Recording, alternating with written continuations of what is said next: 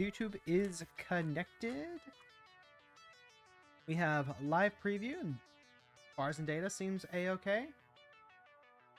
Desktop music is hopefully not too loud. Although I tell you, can't really get any louder than that time that I sat down to use the John and saw a bug staring right across from me on the sink. That was not pleasant, and that was also a little while ago.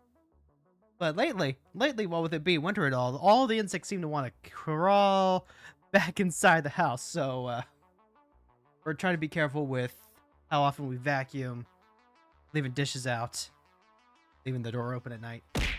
Yes, we don't need the dual disc here. Thank you.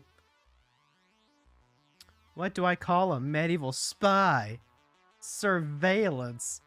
Yes, one of these days, you're gonna figure out how to do a bit.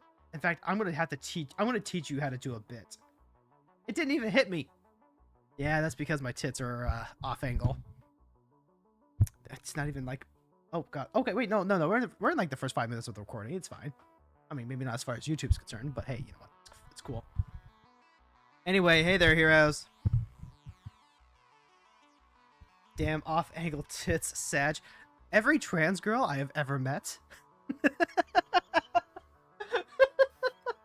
My wife is giving me the look like, what the hell are you talking about? That's how you know you hit the good one. That's how you know you hit the good bit. Damn it. Thank you, Jess. Thank you for the clip. All right. So I'm still futzing around. Okay, so like here's the thing, right? I got one of those armbar microphones that I can just move around. You telling me it's shrimp fried this rise? Thank you for the shrimp check, Jess. I actually am just settling down in now, but a good stretch is always good to do. Especially when you're about to hit on the grind. But no, I got one of those microphone arms that I can just swoosh around. And I always want to put it directly in front of me, which is really good for like the quality of actually recording your microphone. However, then it gets in the way of my phone's camera tracking, and that in itself is actually a really bad conflict, especially when I'm recording the YouTube Shorts.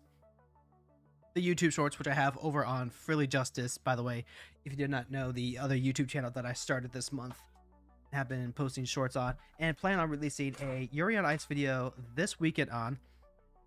I just uploaded it. It has so far passed all of the YouTube copyright bots.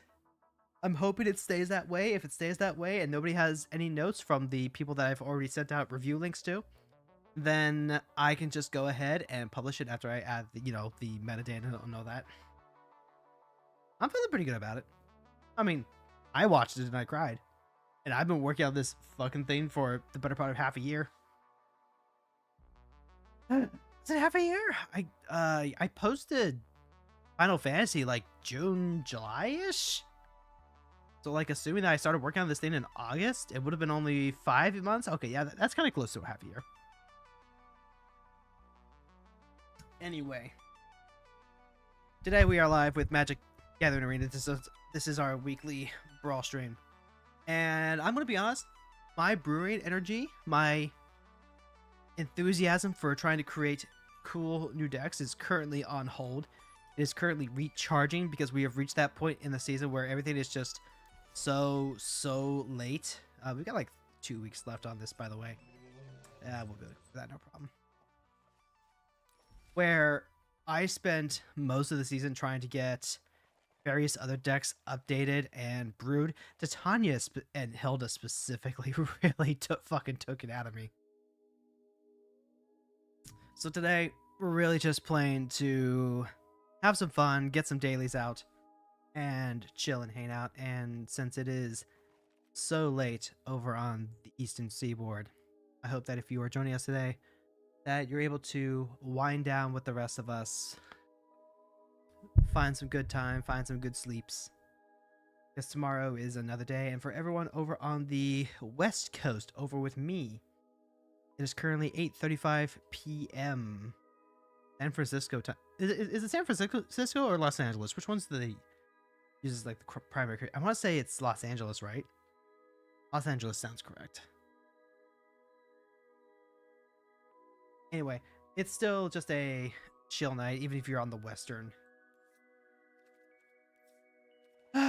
We've got a Kalia Reanimator deck to try out at some point tonight. I was getting a little frustrated with the build that I was working with. And in the correct time zone, it is 10:36. Just, you don't live in the correct time zone. Either you're on the West Coast or you're on the East Coast. Everything in between doesn't exist. Looking over to my wife, who used to live in Alberta. Anyway, so this is a hardcore reanimator build built around pitching big creatures and then being able to reanimate them. If for whatever reason Kalia it doesn't work out, so we'll be trying that out today. I don't exist. I don't think so.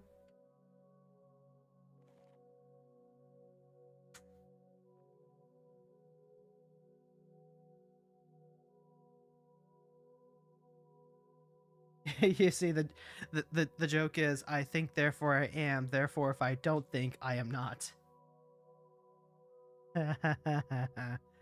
Anyway, let's take a look. I see piss in cat in no piss in chat. No piss in chat. No, don't you start pissing. My wife starts pissing. She knows that. It brings out fairy. All right, so we got to do some white, black, green, blue, white. It's doable. Am I ready for Skrunkles? Oh gosh. So V Chronicle may in fact be getting some additional assets in the future. Mrs. Hero Girl's wife, please add piss sound alert to Hero Girl's channel. She does not have those admin privileges. Nor do I think she knows how. So I am safe. I want to play some stuff.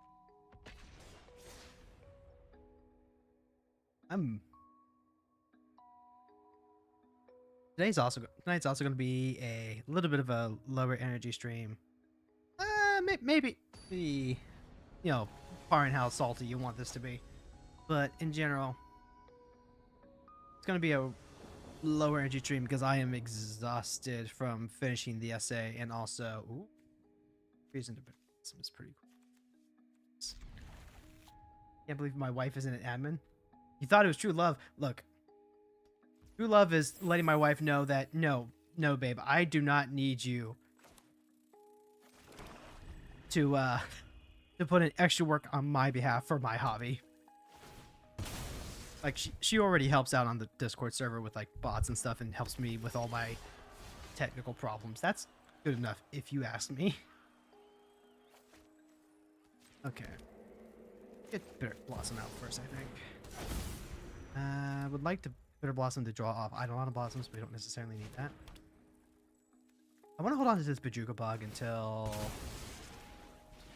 they have a little bit more in their graveyard. We're playing against Winter Misanthropic Guide, and essentially this card gets much stronger if they have multiple card types in their grave. Reduces our hand size, which means we have to discard stuff.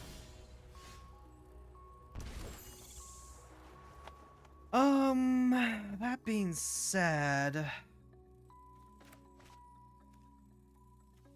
it's not like we have to play anything just yet. They don't have any reanimation targets either. I'm gonna play the Vista. I'm gonna play the Greeters. We've also got Farika, who can eat creatures out of their graveyard. So that is a thing that we have coming up. Winter can be a little difficult to play against because he has Ward 2, which means we have to have any removal we have is going to cost 2 additional mana. Dismember. Very costly. They paid the full 4 life just to get rid of the Greeter. You can't throw a dual disc at me. How are you supposed to get my attention besides... Hey, I read my chat. They can just retrace the Bobble. Now I have a reason to play the Bog. Real question is it worth running out? With 6 out, I'm...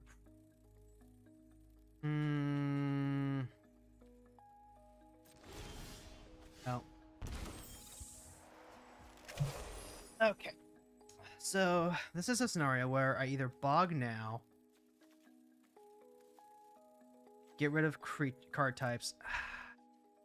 They do play 6, they do refill.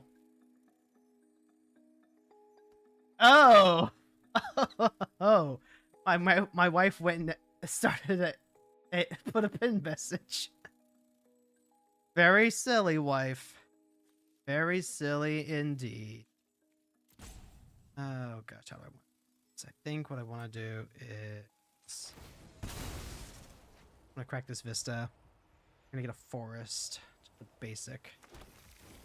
Then I do play the Bajuka Bog, unfortunately. Play the halfling. Maybe I should have played Farika instead. Just so that way we can potentially stop any cheeky reanimation. But if we get to untap with the halfling, and they decide that they're going to play Winter, we do get to play Crux of Fate to wipe the board.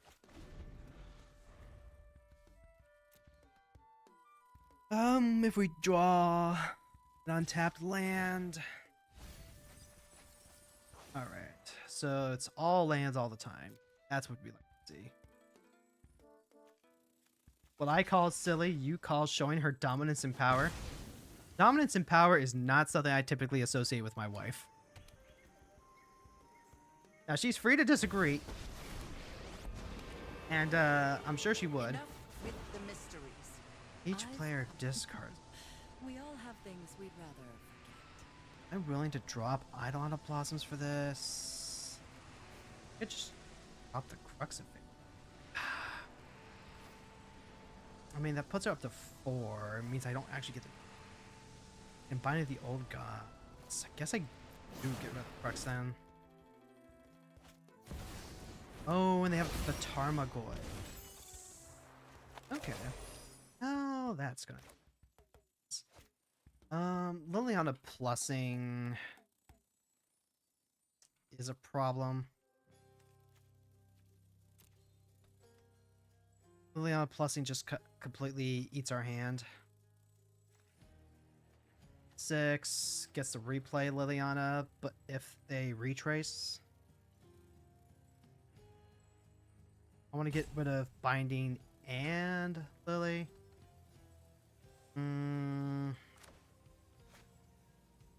I get to play Eidolon.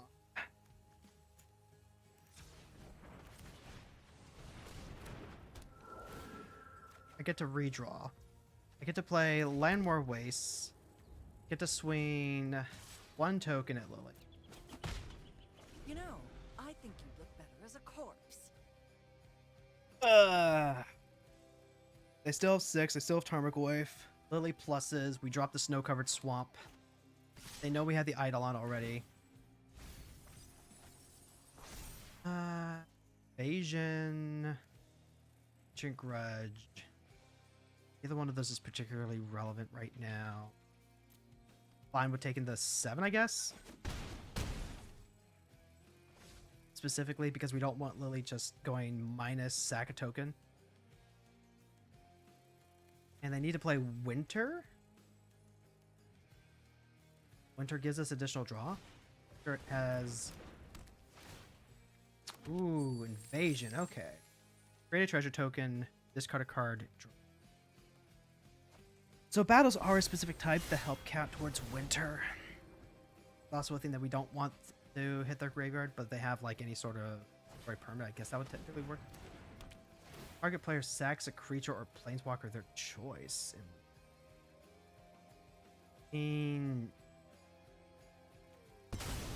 I'll sack a token. Got what? 2 mana open? Better come at me, bro. Drop it.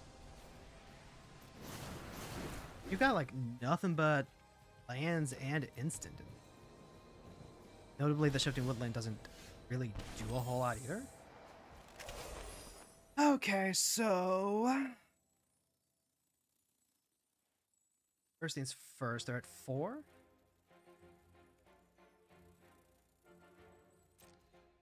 So then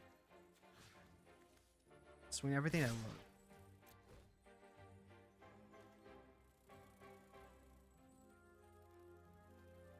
Now, the Shifting Woodlands can also be 6.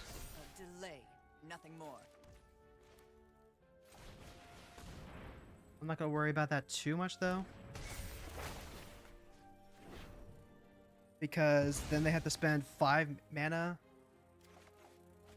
just to regrow 6, and we have a blocker. We can block the Goyf. And they're also in top deck mode. They might want to draw Winter, but that lets us draw 2 additional cards. Then Farika can start. Ooh. Creature or land. I think they can grab Chupacabra, get rid of the blocker, be able to hit either invasion. No, they're grabbing Fury. Yeah, Fury's pretty good here. Wipe out the blocker. Wipe out Blossoms. So there goes our draw power. And then what do they get? They get a grapple card or a menace card. They could just like try and hit us for 6. Menace is and the Delirium with 6 in the graveyard is actually oh no, they're just gonna come at my face. Hey, you know what? I'll take that. Bitter Blossom gives us that life eventually. Alright, we'll go ahead and surveil.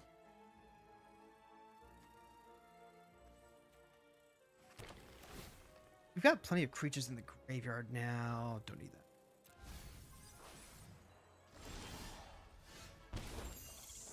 Ripples of Undeath fills our graveyard.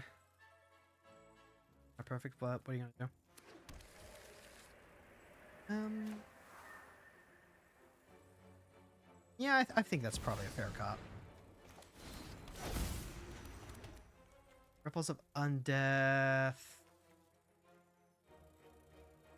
Okay, so like, we Ripples of Undeath, we do just get like, a blocker. I think I'm fine. Rika turns into a full-fledged creature. The only way that does mean I have to be careful. No, because if Delighted Halfling dies, I was thinking Shifting Woodland, turn into 6, Retrace, Liliana, but if Delighted Halfling dies and Freaka stops being a creature. Level Up Rumble, that's a pretty good. Get any permanent, you get Dragon's Rage or Thornspire Verge. You're probably going for the Dragon's Rage. The good old Darcy. And you get a token. Notably, Farika only exiles creatures. They do get Unsnake for their trouble. Wait, hold on. Let's go ahead and crack this now. We know that they don't have like any bolts or anything. We'll just crack this for Forest. Winter's actually going to be really good for us here. Now, granted, having 6 out. The Delirium at the for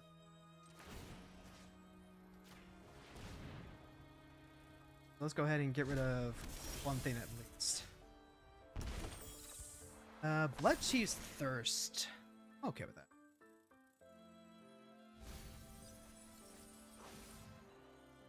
We don't have the ability to pay for any of that. Also, we just lost the card that gives Farika block. Is this the beginning of your upkeep? Each player draws 2 cards. Bloodchief's Thirst hits a lot, I guess. That's 1, 2, 3. I can take care of just about anything except Fury, I guess. So let's go ahead and keep him off of drawing extra cards.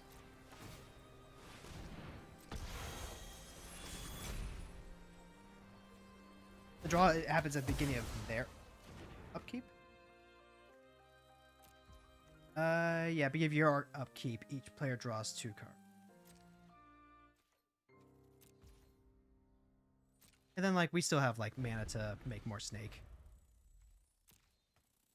Like, we're fine. We're gonna die in, like, 2 turns, though. Like, that is actually just the truth. Like, we're gonna die in 2 turns to Bitter Blossom because that Termagant actually did go to our face rather than trying to bolster the board. Oh, yeah. You know what? Turnabout's fair play. Kind of forgot they could just try and get us directly where it hurts. Snake.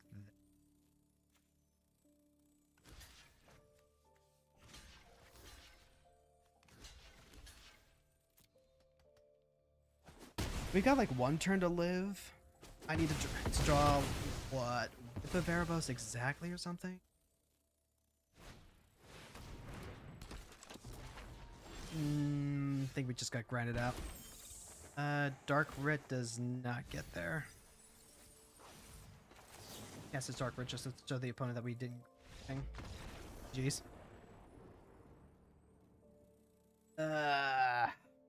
Forgot the Goyf hit us for 12.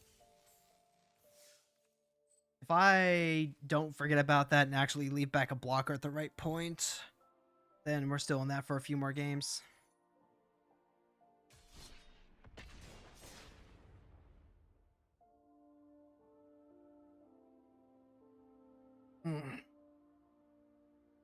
I've been really enjoying the Furika Enchantress build. It's not quite exactly what I was hoping to put together, but like, I mean, can't say no to Black-Green Enchantress. Neko Bolas the Ravager. See, this is part of why I pushed back on the whole idea of Hellq. Because if Hellq real, why not great commander get matchup against good commander? Just not how it works. We can keep this hand. This hand's pretty decent. The Miregrass doesn't really do a whole lot against Bolas specifically, but if they play like any smaller creatures, say they're playing a crime deck and they play a Ragavan or something, or a Heister, that's perfectly fine. Desecrated Tome, if we can get that down, will be pretty good. And I'm going to go ahead and crack this now because we don't want to get this stifled with a Tail's End. There's the Underground Mortuary. I think I leave a full land. I think I leave a 4th land, and there really shouldn't be too much that they can do to mess up with my top deck. They'll probably just take Call of the Ring because that's my draw power. Leaving the Desecrated Tomb would probably be a mistake.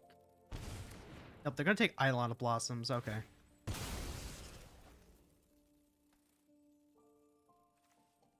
Then let's see. Go ahead. Set up Call of the Ring. Call of the Ring is down. As long as we can make creatures, we're fine. They can probably hit the Desecrated Tomb with a Kolaghan's Command. Oh, it's Ashiok. Well, we're behind the 8-ball already. A beautiful firework, you see. Delicate process. Put a creature mana value X or less onto the battlefield, and it's a Nightmare. I've kind of already reached the point where I'm probably not in this game. Like, Ashiok just coming down is a problem because I don't have any way to really put pressure on it. Drop the Dictate. I don't have time to actually play it.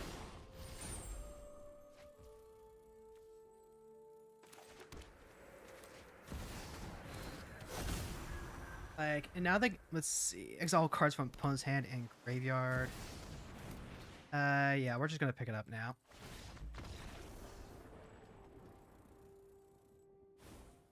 Just save time.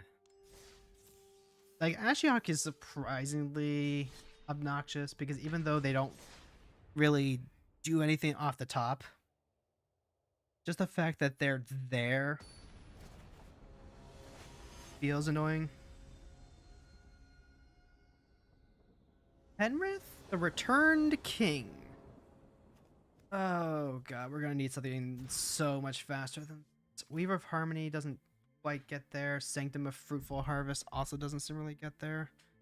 Because by the time we're playing turn 3, they're playing turn 5.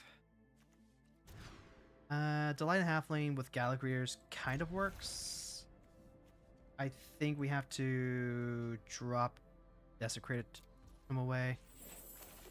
I also think we have to go like just turbo hard, which means the life total isn't going to matter as much as just making sure we get a board on.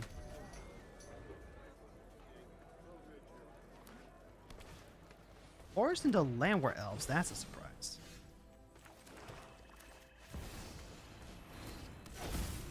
Alright, well, there's Farika. We've got Valgos Lair here. This will probably end up going with a Gallag Reader.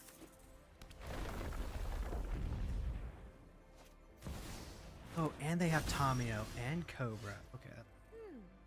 Is there a Chalk out. this passage? I could Crux of Fate. I could slow roll this into a Crux of Fate. Potentially. I think I want to play Chalk Outline. Now, if we draw into an untapped land, we're fine. If not, then we... Our Valgo thing? This is a all basics deck? Interesting if true. I could see some people trying to... Yep, there's the training grounds that makes Kenrith significantly stronger. A dead weight.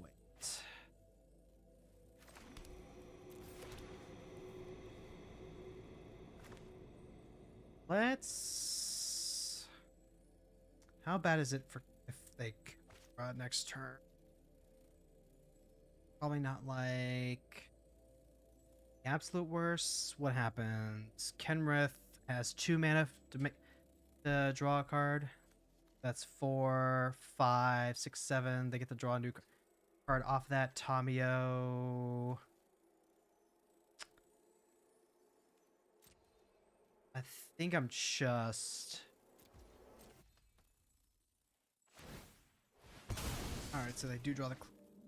They draw a clue.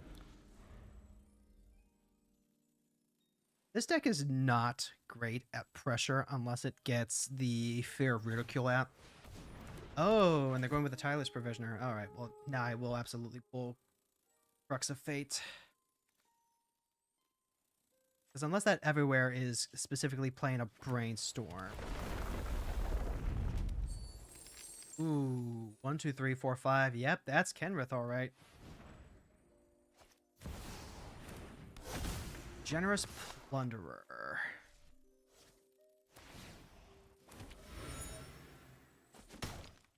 Well. Alright, c'est la vie. What's that last card in your hand? Is it the Brainstorm? Or are you... Well, you'd probably want to cash in that clue off the Landware Elf, right? And that's just Generous Plunderer. You give your upkeep, make a treasure. When you do, target opponent creates a tap treasure. Yep, there's Kenrith. Kenrith can even haste himself with Trample. Kind of disgusting. But, like, as long as we have Gallag Readers. Gallag Readers, Delight of Halfling. Putting target creature card from a graveyard onto their control is kind of problematic.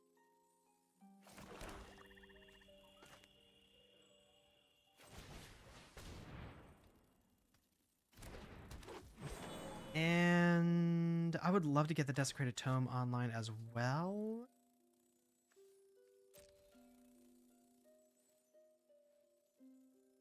think we're just passing turn. Training ground is a problem. Not gonna lie. Paleontart orb as well. Notably, they can activate their reanimation in response to Farika trying to eat their creatures. We're gonna pay 2 mana, draw a card. Like, that's somewhat reasonable. They could also, like... Okay. Okay, so here's a question. Do I get them to... No, they can't. Yeah, let's just go ahead and get that halfling back. Get that halfling back, make the greeter bigger, I guess. Maybe also make treasure. Oh, leyline binding. Eat the snake. I mean, like, hey, you know what? That's I guess it's not like ideal. Like, you can still trample over.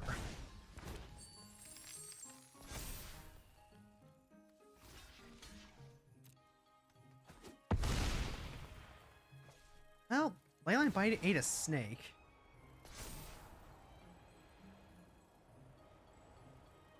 That's probably some of the most work I've ever seen a snake do. I'll just lose life. Overlord is now active. I've got 6 mana. I'm gonna use my dictate. This is interesting. What I probably do then is cast Deadweight, cast it on Kenrith. I guess I could have cast it on the Overlords. That way Kenrith has to, like, pump more mana into Overlord. Or something, I guess. I don't know. Like, we get the Dictate of Erebos out. Farika goes online. Like, this is just 5-color control at this point. And we're really, really bad against that. Well, gee, we're really bad against control, and we're really bad against aggro. Surely we would be good against combo then. No, that's not how that works. Did they fill their deck with, like, all basics to try and, like, lower the weight of their deck? I feel like that's what they try and do. Lotus Cobra, is that worth letting it keep? Probably.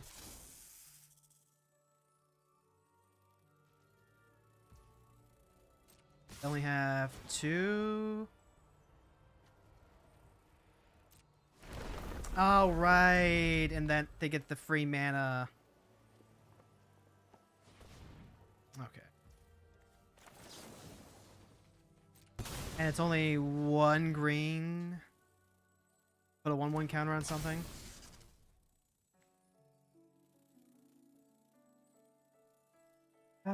So they can, like, make something big.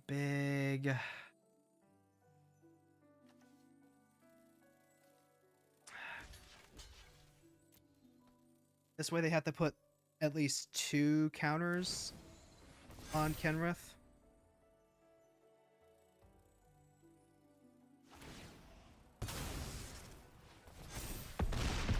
Like, we still took 6. That doesn't feel good. We do have this clue, though. Yeah, we lost 6.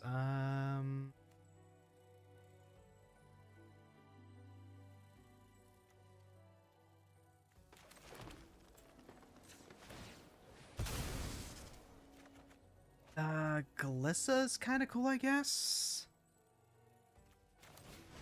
Like, don't get me wrong, I feel like we have long since reached the point where we can actually, like, do a whole lot. Like, we're pretty much at their mercy. They can draw 3 cards. They've got the 1 ring. I'm tapping out.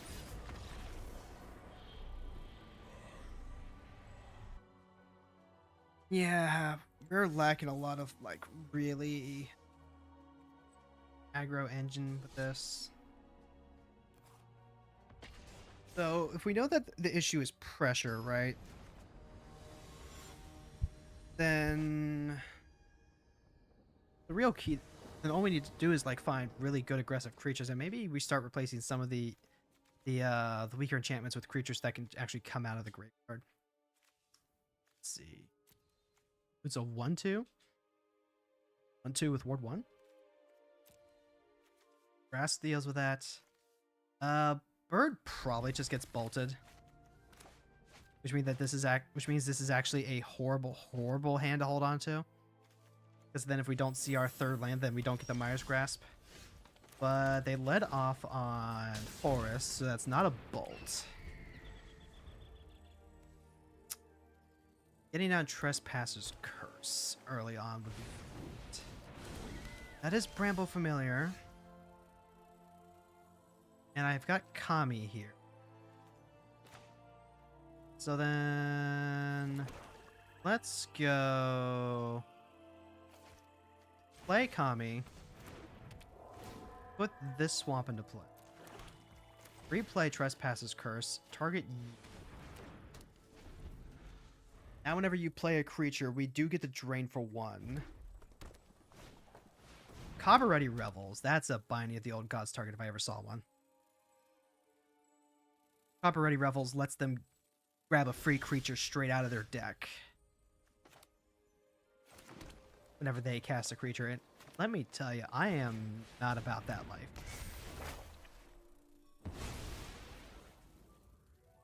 Just chill. We can play Farika next turn. She'll automatically go up to 7, and then they don't really have a strong way to deal with that.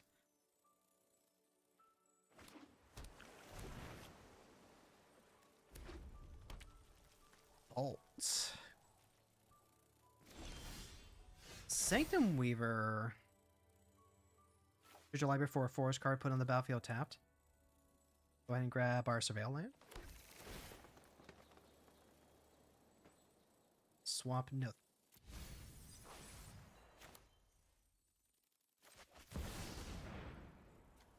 They kill any of our creatures, we can just make a creature. We've also got Sanctum Weaver. Is this worth playing out now? We got 5. We would need 7 such mana. I'll play her. Play the Weaver, pass the turn. Next turn, we can start crashing with Vrika. I mean, we can theoretically build this like Colossus where we just get a lot of devotion and then smash in with Vrika. Alright, so there's loot.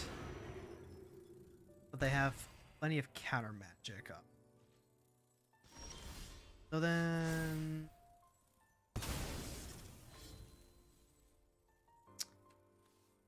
Well, now you're not a creature. Okay.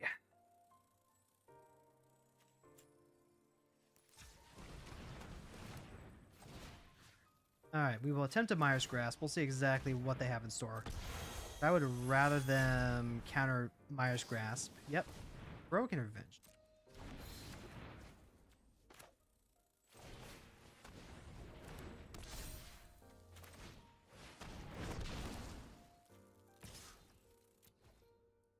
Broken Invention.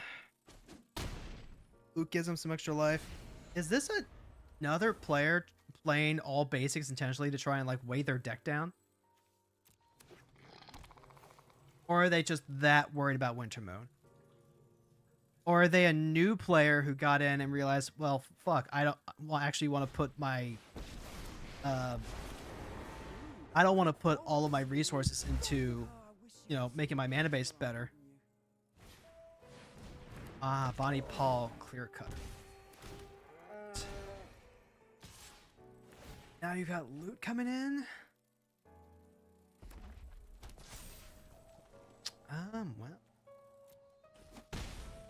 No thanks, I guess. Insidious Roots. Is that worth grabbing? I think the groups are. leave the greed. Hmm.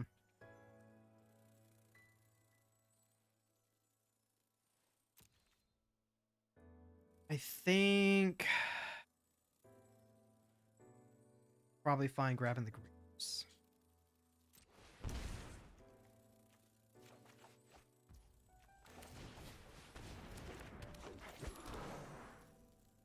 Well, I can't attack into Domri. It's now going to hit 2 permanents off the top. We got lucky. They whiffed on 2 lands. Bonnie Paul is going to just, like, draw them a ton of cards, but Bonnie Paul is not their commander.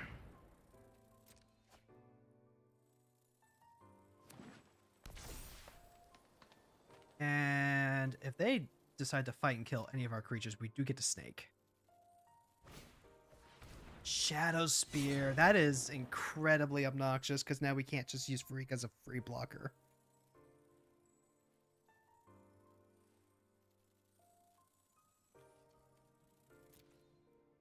That is bad news bears for us.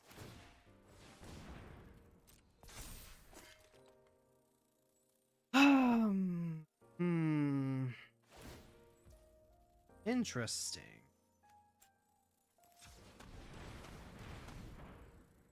Actually, hold on. Effort group.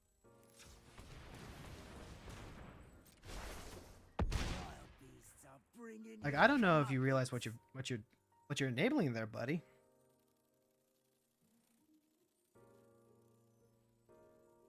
Like, you can Shadow Spear and, you know, kill by snake, but like now I also have just more snake.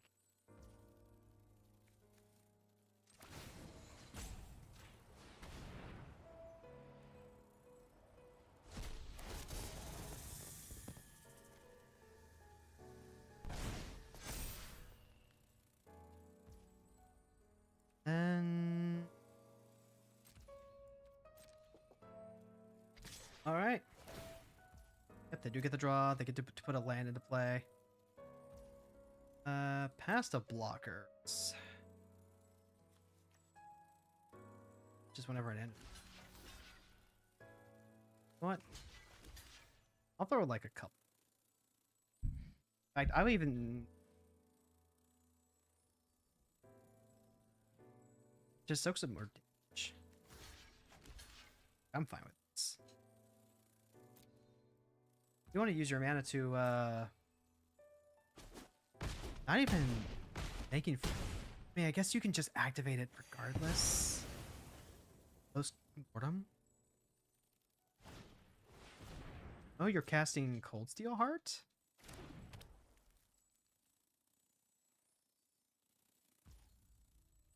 All right. I don't necessarily have a problem. Ah, okay. Hey, you know what? Fair is fair. Like, I'm just gonna recast her again. It's fine. Especially when all I do is hit... Oh, actually, you know... That's perfect. That's what we'd love to see. Here's a snow-covered forest. Bring you back. For free, by the way. Here's a creature.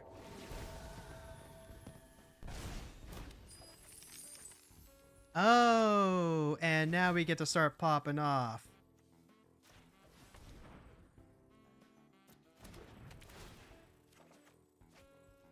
Okay, damnation.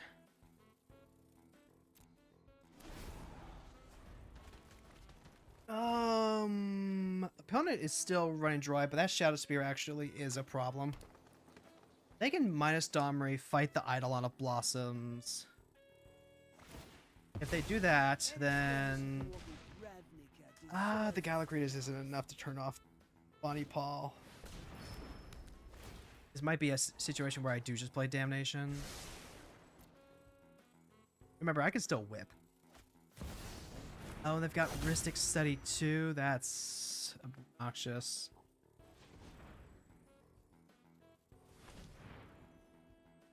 I mean, Domri's gone, right? Right. This is only the top X where X is the number of card types among other permanents. So that is enchantment. And that is artifact. They do just get a free swing here. You hate to see that. But hey, now we can swap back in with a greeter. The Bloodghast. And Ragavan. Won't care about Ragavan, I'll tell you that much. Guess a Sunslayer. Guess that's pretty cool. Guess blocks Bonnie Paul. Yeah, we will go ahead and grab our Enchantress's presence. And now I need to think. We Damnation now. We lose Greeter and Bloodghast, but we just make sure they never Bonnie Paul again. I think I don't know. The Greeter with the Bloodghast holds on to things nicely. Then again, you knew what I knew. I knew what you know. Like, why wouldn't you?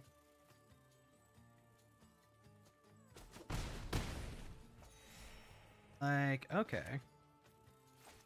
Yeah, and yeah, we'll go ahead and we'll pay the... Oh, god damn it. Oh, see, you don't do that. You just don't.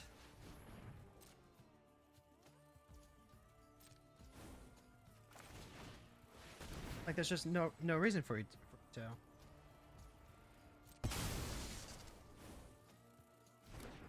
Then, I mean, they're gonna keep taxing us, then we don't really lose anything. Clothis is a problem. Clothis can through our entire graveyard.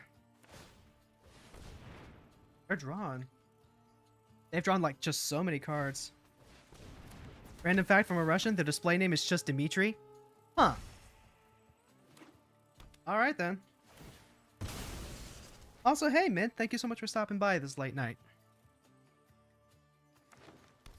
This is like the definition of a game where people just aren't doing anything. Like, they've got Shadow Spear, they've got Bonnie Paul. Colossus is a problem long term. But I've also got God. This is just... Oh no, wait, this is permanent your opponent's control. Hate to see that. Well, okay, they're not swinging. Like that. Hello, Shrieker. Shrieker might be exactly what I need to grab. Like, the Bastion's pretty good. Never Lab's also pretty good. Yep, we're gonna have to keep paying this tax here. That is a tax I will gladly... Mana Drain! Okay, so, like, you don't counter the spell before I get a chance to play the thing. Like, that's just not how this works. Alright, but... Let's think about this. We can still... Yeah. Still gonna Gloom Shrieker. We still have to pay the one. Pay the one off the bird.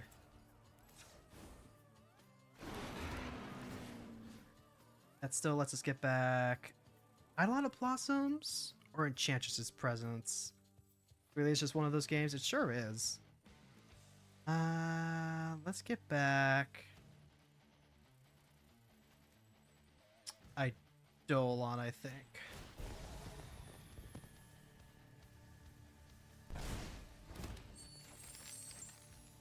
And then we'll pass the turn there.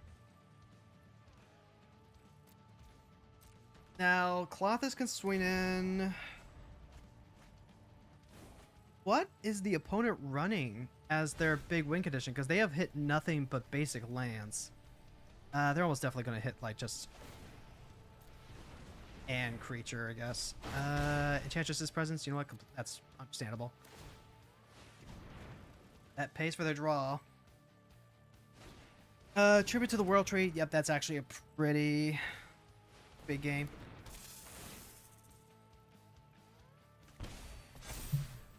Cloth this with Whip. I mean, like, I've got Whip. They can't really attack us while Glissa is out. They can attack with Clothis. They want to attack with Clothis. Just gonna take this. Although, I could block with the Gloom Shrieker. I block with the Gloom Shrieker, I get back Insidious Roots, actually. I get back... Oh, wait, no! I block with the Gloom Shrieker. I get back the Saga. I get rid of the Shadow Spear.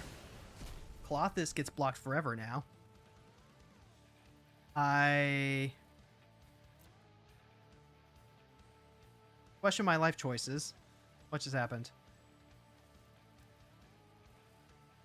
I played... Oh, right. If Gloomshaker would die, exile instead. Okay.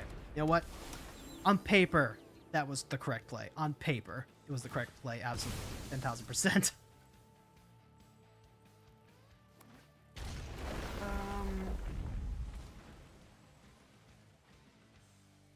If we get down, like, the lab, at least, eating our creatures gives us tokens. Ripples of Undeath. Bring me a dream. Make it the cutest that I've ever seen. Do, do, do, do. It's not like there's any creatures we want to get back just yet. Alright. So then... Eidolon, go ahead, pay the 1.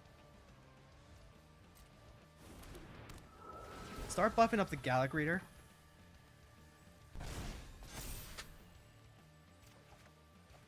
Prismatic Ohm is not the card we're looking for.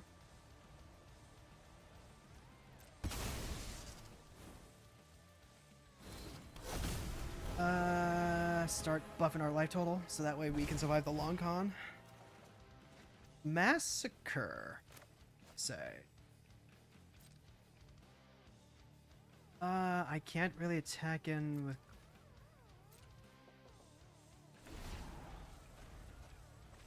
At some point they have... I mean, there's a Kennen Bonder Prodigy. That is actually a card that will start winning them the game. Like, shockingly, they finally put a card into play that will start just doing that. We really do have to figure out some way to... Oh, that's Roxanne? Okay.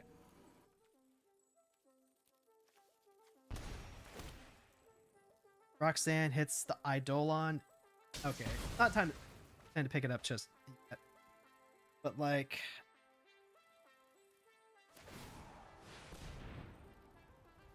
Like, we have the Meat Hook Massacre. We can go ahead and start... cracking down on everything. This is just gonna suck. Oh, there goes Whip. Yep, okay. Continue to drop your entire dick onto the table. Vorinclex. That is also a pretty good win condition.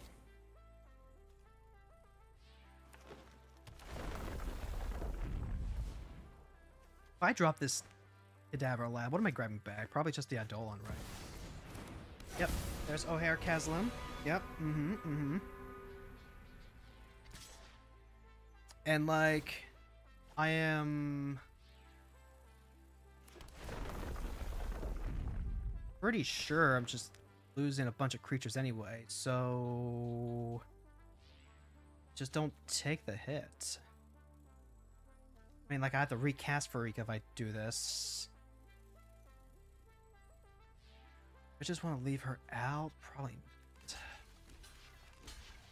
Block it like this. Like, we're going to lose both of our creatures, all of our creatures anyway from the Wrath. And if they happen to have Counterspell, they happen to have Counterspell. Really more worried about the fact that they have 4 other cards on the board.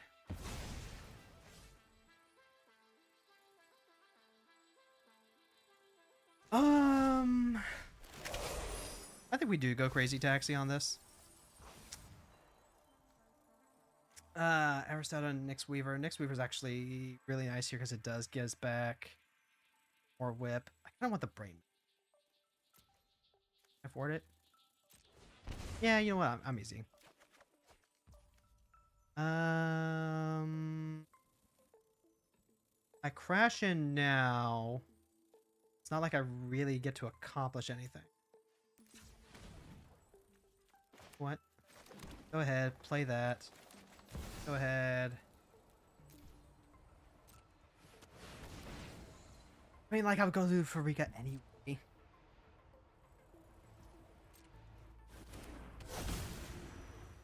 So, this does wipe the board. I unfortunately don't have Cadaver Lab out, so I don't get my tokens. They get the flip. Wilhelm again. And then this is where I cry because they finally get the draw off the Ristic Study. I can't do anything about that. But we're at least going to get to see what they've got cooking. Alright, so it's lands and then Karn's Temporal Sundering. Okay. Okay. O'Hare is actually probably the bigger problem.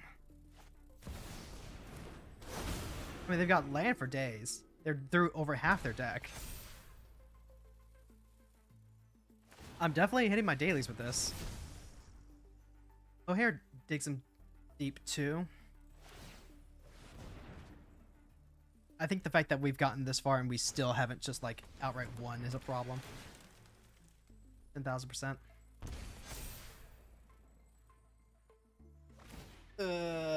This is what you get when you try and build a Brawl deck as a cool synergy deck, as opposed to playing cards that will actually win the game.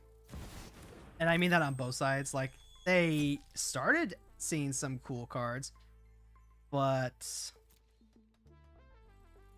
they've gone through over half their deck and they've flooded out way, way more than I think any player reasonably should be.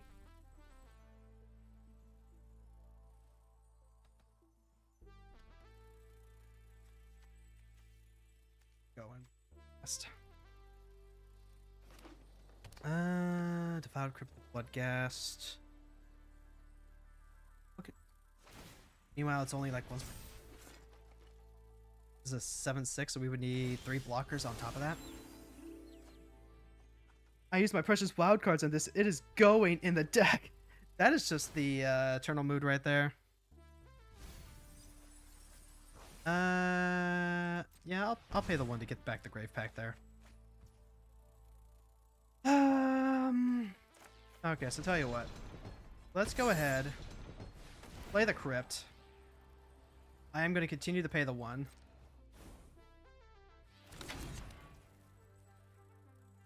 So now we drop Prismatic Vista, get back the Bloodghast. That's going to get us a free token.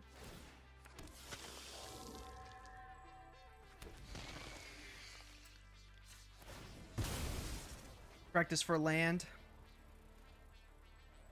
Grab more basic.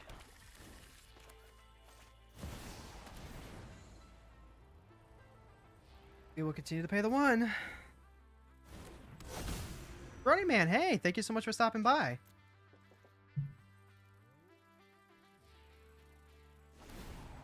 Like, they can get around the great. Okay, there's their Cradle Hoof, there's their Titan of Industry. I'm done. Like, they effectively wasted our time for, I think, a good, what, 10 minutes? Before they finally drew into something. Honestly, I'm not even mad. I'm less mad at them and more mad that I, as a deck builder, failed to create a deck that would actually win the game. Like, Except now I'm going to do it where I'm doing it on purpose by playing Hilda.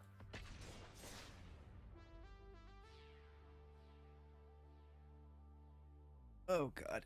So you probably have jumped out ages before I did. Ain't that the truth? Honestly, I probably would have gotten it in I thought about scooping further, but I was like, you know what? I'm probably completing my dailies if I just grind out the rest of this match. MTGA Arena Player. That's a name. What does your commander do? Farika's the black-green god from original Theros. That says black and a green, exile a creature from a player's graveyard. That player gets a 1/1 enchanted Death Touch Snake. I need to work on making that deck a little aggressive. Meanwhile, we've got Hilda of the Ice Ground here again. I know that she's a crowd favorite. Zura Internal Schemer. So you're playing Enchantment Worlds.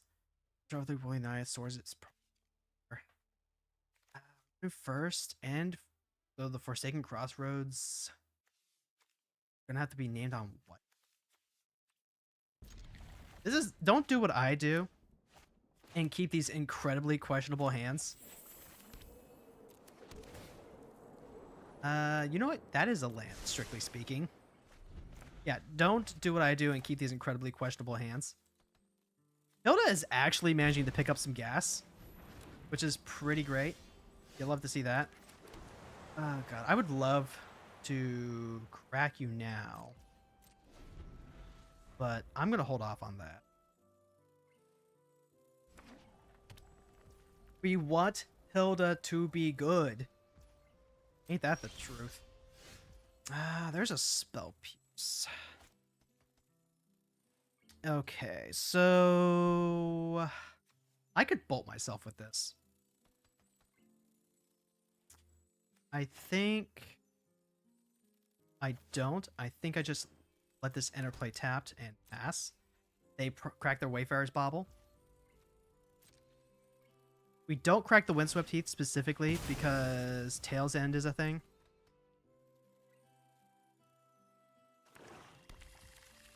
Unfortunately, not having the blue to potentially play around Tail's End is a problem. Because if we get Tail's End, it's fucking Joker. Gremlin Tamer. Whenever an enchantment you control enters and whenever you fully unlock a room, you make a Gremlin token. Can't do anything about that. Only got 2 mana. Okay, no, they're gonna go ahead and Cold Steel Heart. I am... that's tempting. This is what? Exile a thing? I'm gonna go ahead and Surveil. And then I'm also going to just exile. I don't know. She makes creatures. Creatures that we can, like, tap down. Are the Great Creator. That's incredibly rude. But unfortunately, we really, really need to hit more land drops. That's kind of an aggressive card. We can just replay Zur. I think we just buy ourselves some more time. Skyclave Apparition. I want to hold on to you. And you, I'm going to play now. And now's the part where we cry because, you know, I did that thing that I just told you guys not to do.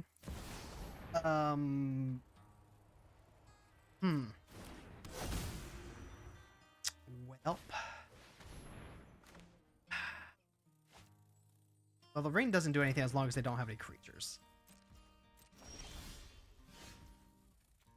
Alright, so you get the 1-for-1. Yep.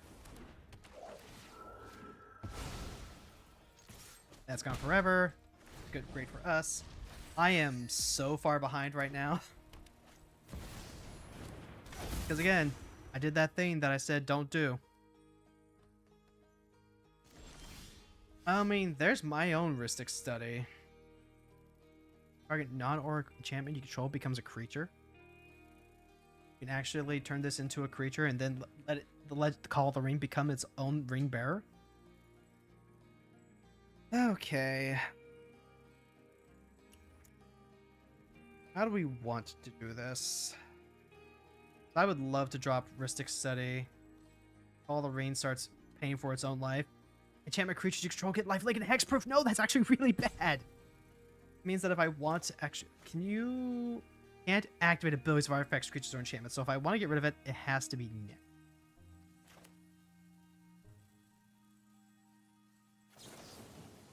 And... am I willing to grip up a Smothering Tide for that? I feel like Smothering Tide potentially pulls us back in.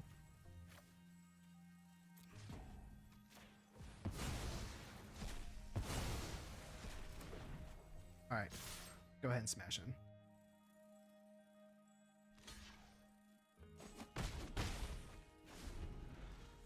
I mean, we're still behind. Borrowed Tide. Nope. Nope, we can't let them get rid of the Grand Abolisher because that's the only way that we're getting through any of their control. Grand Abolisher may in fact be blanking 1 or 2 cards right now. Oh, there goes Karn. Say goodbye to Karn, folks. I don't think we had a way to get him back. But, you know.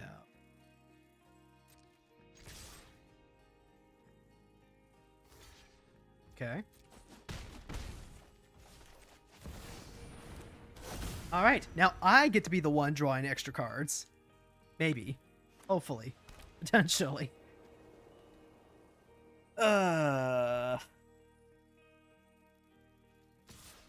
Okay, so is this a Wrath then?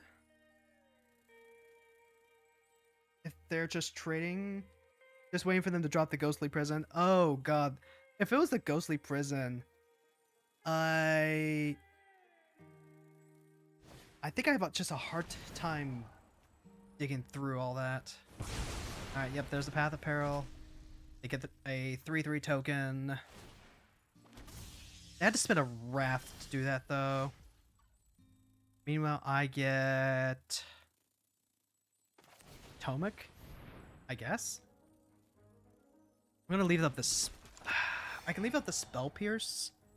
Potentially hit a really big creature.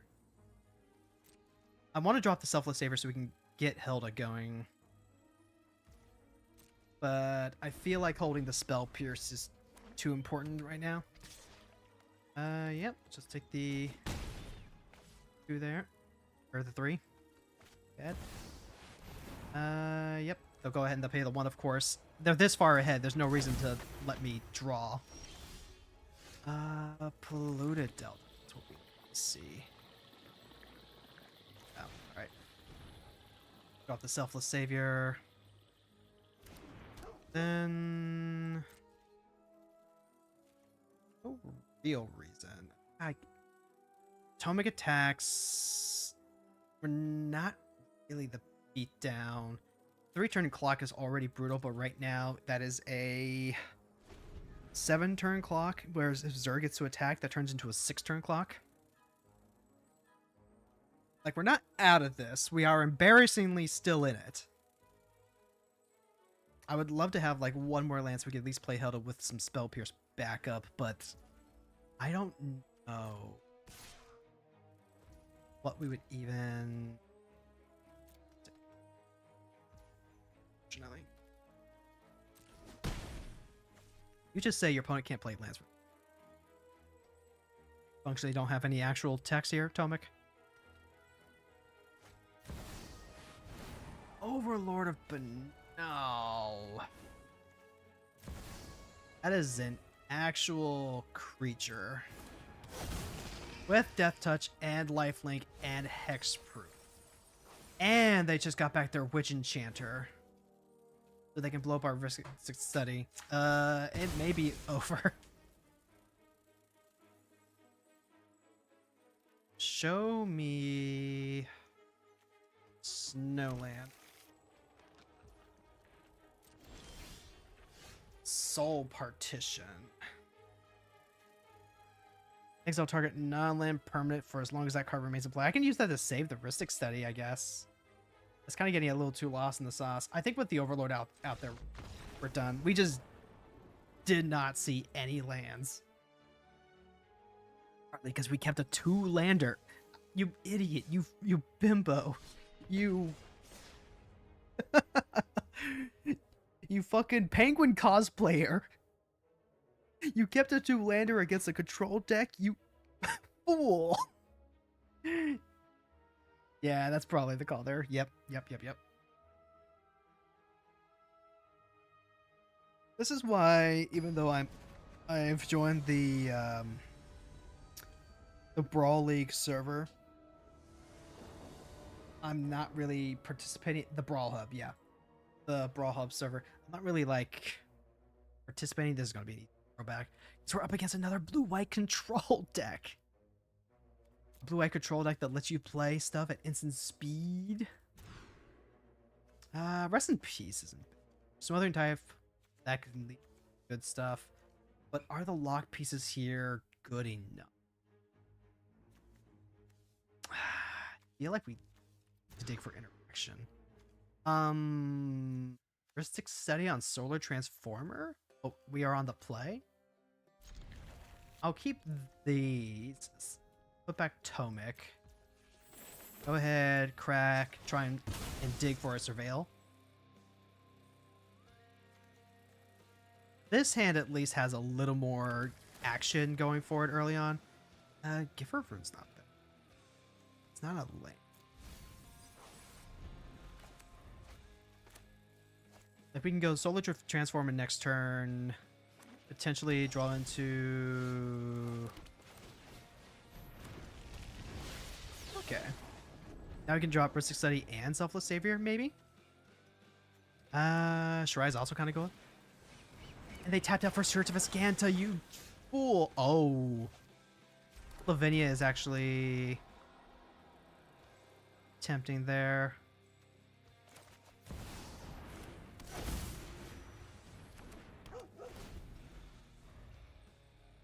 Okay. Well, Lavinia doesn't really do a whole lot there. Whenever an opponent casts a spell, if no mana was spent to cast it, it's countered. They can't cast non-creature spells with mana value greater. Much more valuable against, say, Ramp. 3 mana, that's not enough to Wrath Capuchin. What are we doing? 3 mana, that's awfully suspicious.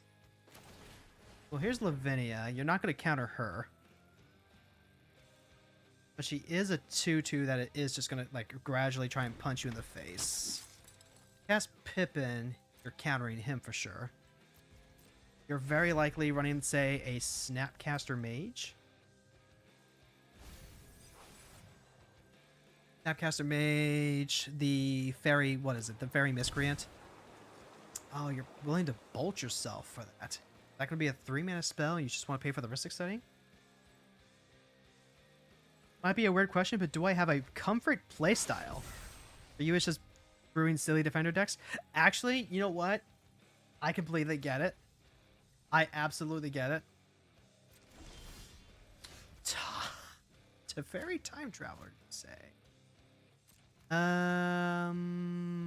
Let me just plunge in with Lavinia. Then, you know what? You're going to counter Teferi? But you're in a position right now where your mana is super tied up, so I get to take the draw. River's Rebuke? I will take that. This might be like Doomscar, Saw It Coming. This could be like anything. Comfort deck building for me is honestly just blue-green, kind of whatever, as long as it's not hardened scales. I've got the Kiora Cascade Fish deck that I like. Averna Cascade is a lot of fun. The Bathhouse. Are you willing to pay a life and a mana to keep me from getting a draw? You are. Okay, well, unfortunately for you, that means I get to play Hilda now. And even if you aren't, say... Wish I had the money to play Jamil. That'd be... Actually, you know what? Maybe getting Pippin online is good.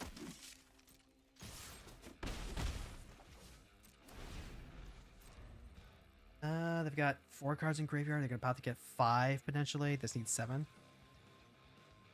Just like blue-green X has been really good. I find myself brewing a lot in there because I get stack interaction, I get removal, I get ramp, I get what are probably some of the most over-designed cards in Magic, including Nadu. If you look at Zamonadina, a nice little combo deck that I like running. See, now you can play Raf Capuchin and still do stuff. And that's a 3/3, so I can't like comfortably attack in, but if I do it pre-combat, you're probably fine. Like, I don't want to attack it with Pippin.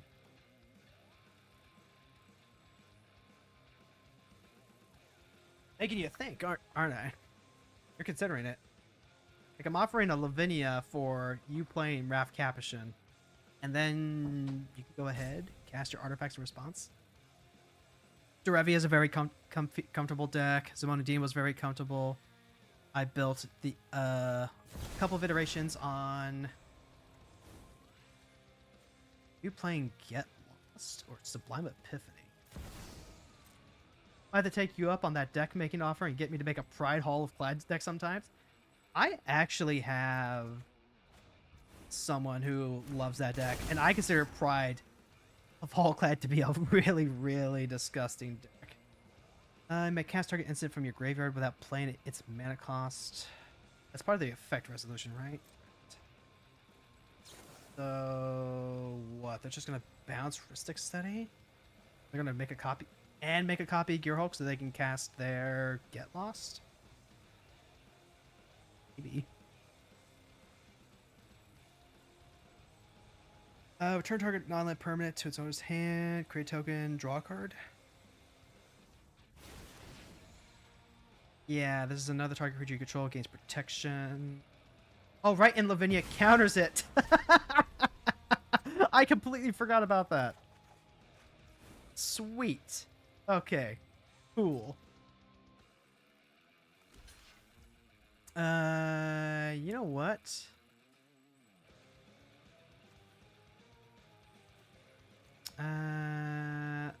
I'll cheers to that.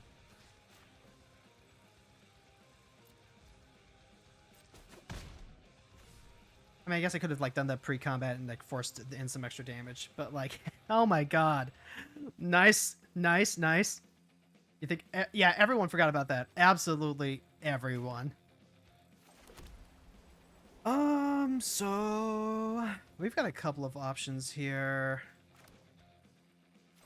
Let's go ahead and use this opportunity to cast Shirai. And pass the turn. If we can get Chamil down next turn, I think that would be the coup de grace.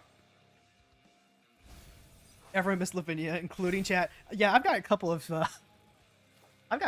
Everyone in chat missed it. Me too. Like, damn. Okay. Okay. Yep. That actually ended up being surprisingly relevant. Okay, shuffle the Dove and Veto in. Then add double blue. Unsubstantiate. That's not bad. Like, we're playing a very delicate balance here. I would love to potentially play Lauren, get rid of the search for Ascanta. Farewell. What are your modes? All creatures. Alright. Artifacts and enchantments? Alright. Well... I think we're in a good position to go ahead and shock this down.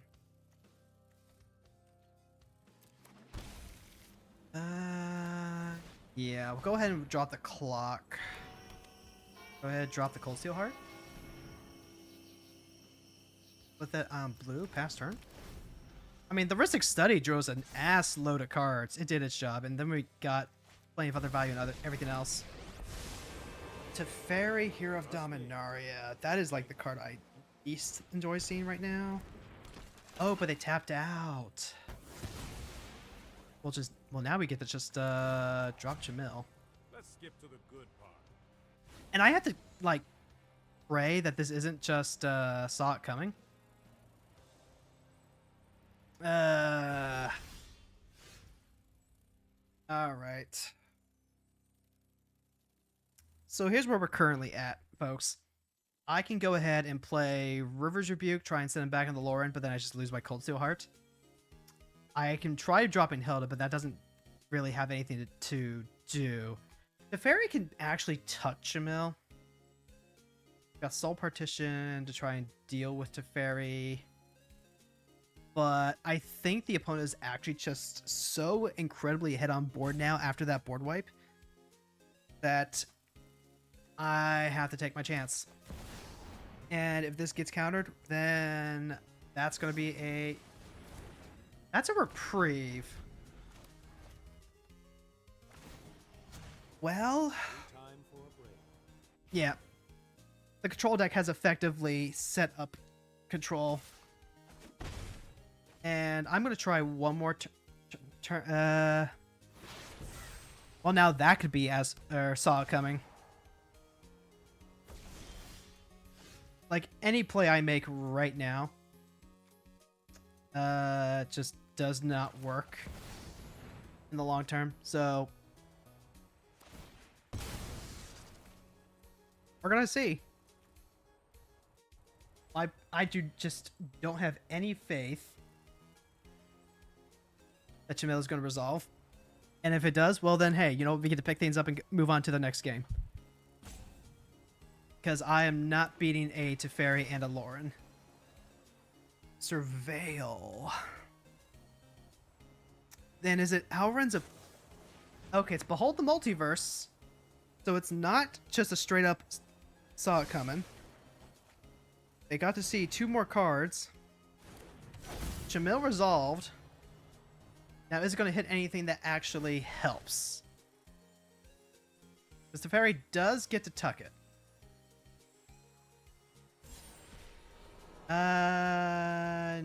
Well, that's something. That hits Artifact Creature Enchantment.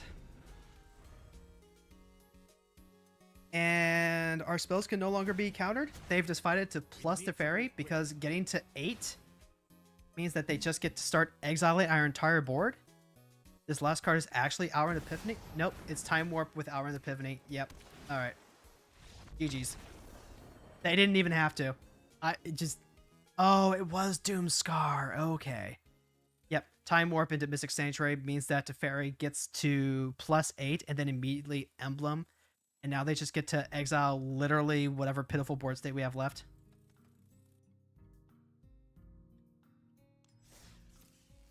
That's rough. It is what it is.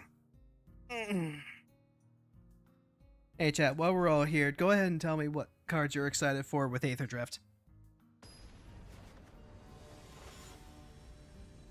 Might get me some excited for some new brewing next season too. Off meta, plays Tezzeret, Master of the Bridge. Alright, let's see. If we draw a card, that's going to be pretty great for us. Pippin, Mithril Coat, and Replicating Ring. This is a hand where Hilda is going to be very well set up. Maybe that's enough. It's not like we really have a lot of interaction to play with against Tezzeret anyway. He's got a Fenny, right? No, he does not have a Fenny, but they are going to play Artifact. Ooh, God. I think it's going to be more important to ramp this up first. Now we can go Rain into Pippin. Hear me out. Renewed Solidarity. I'm listening. Alright, so here's the Rain. Rain's a pretty good counter target. I'll just go ahead and run out Pippin. I don't expect Pippin to survive. If we manage to draw 1 untapped land... Ah, they Tails in Pippin. Oh, fair enough. Draw 1 untapped land, we get to God Pharaoh's statue. But not if they're holding up cancel mana. I would love to cast God Pharaoh's statue, but just not happening. 1 more land. Siphon Insight. I thought I had all the extra art turned off. I guess because it's actually just from another sheet, I cannot do anything about that. We're just playing the waiting game at this point, which, like, okay, if that's the case. Drop a Fable Passage. I guess we don't have to worry about Tails in anymore unless they decide to Snapcaster it back.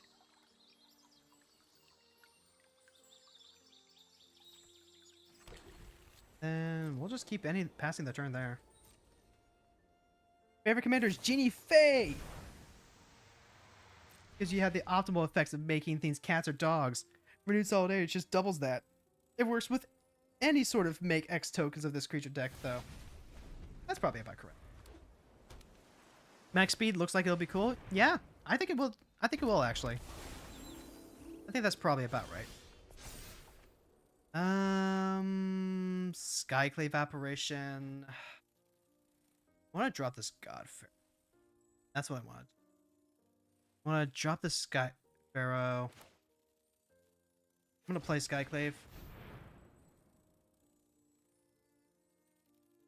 Drop the Skyclave. Skyclave gets countered. Yep, there's the wash away.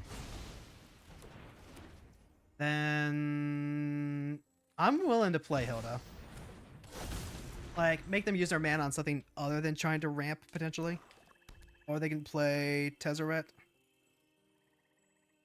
Monument of Endurance, pretty cool. Thought Monitor. Yeah, it's playable in Madex. We'll see about that. We'll see about that. Alright, there we go. Good old God Pharaoh statue.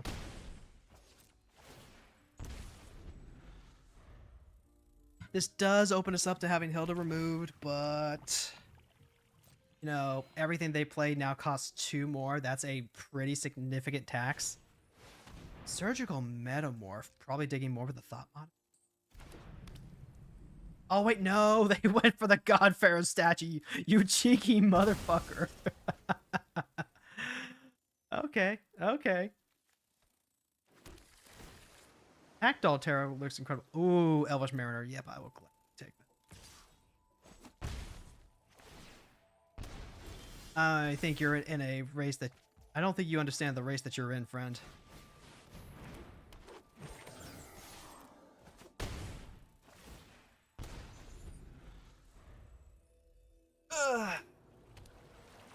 I'm really excited to have a new vehicle set. Like, for real, for real. Solve. Now, Elvish Mariner attacks, scry 1. Whenever we scry, tap up to X target creatures, and we get a Dovin's Veto. Alright. Let's start making, do we want to draw, or do we just want to, like, make stuff to punch stuff? I like that Ristic Study. I'm going to leave that on top. Tap to Thought Monitor.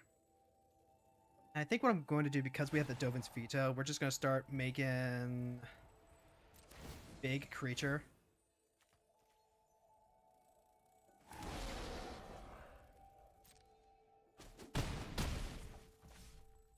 Yeah, because we're going to hold on to this Dovin's Veto specifically to stop them from wrathing.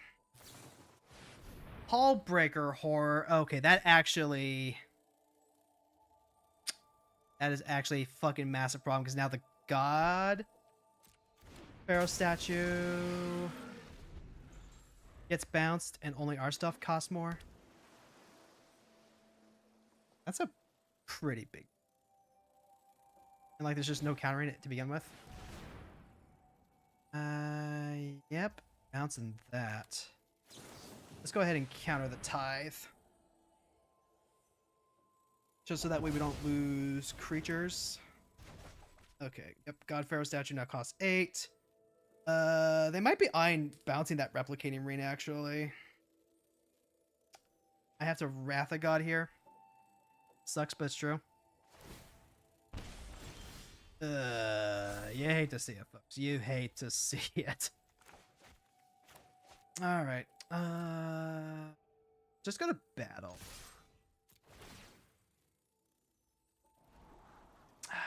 Eidolon of Obstruction. They have Tezzeret.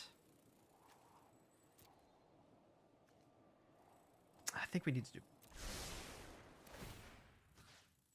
Alright, tap down the hull breaker. Then pay 1. Make my creatures bigger.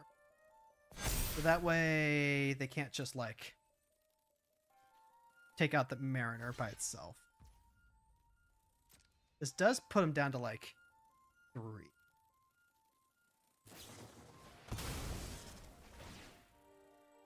Okay. Bouncing the token.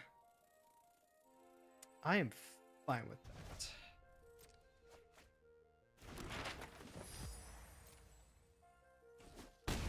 Not that I could like stop it anyway. This is the next point. I think I just need to Wrath of God here. Because if the replicating, as long as the replicating ring stays out, then we get big mana next turn. And that lets us play God Pharaoh's statue. No, that's genius. Well, they did bounce the Hull Breaker.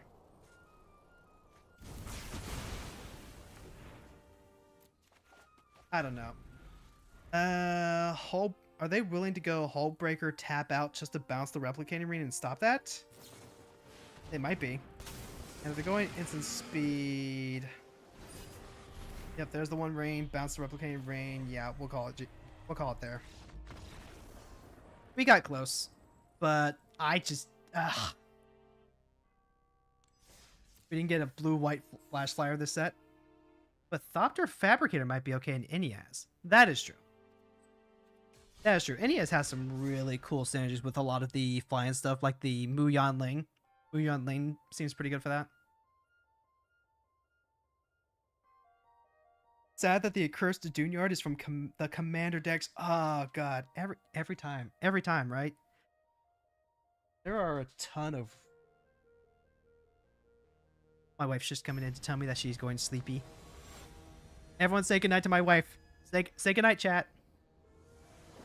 Niv Mizzet Visionary. Okay. Niv Mizzet Visionary. This is the one that says whenever a source you control deals non-combat damage to an opponent, you draw that many cards. So it's, oh wait, oh my god.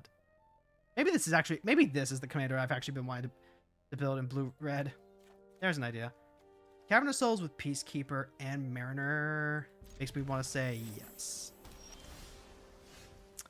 Let's see. Got the prayer stream. They're saying goodnight. They're saying goodnight, hero wife. Okay. Well, normally I would play the Cold Steel Heart, but with the Spell Pierce in hand, I'm actually going to hold that off on that. Now what we get to do is...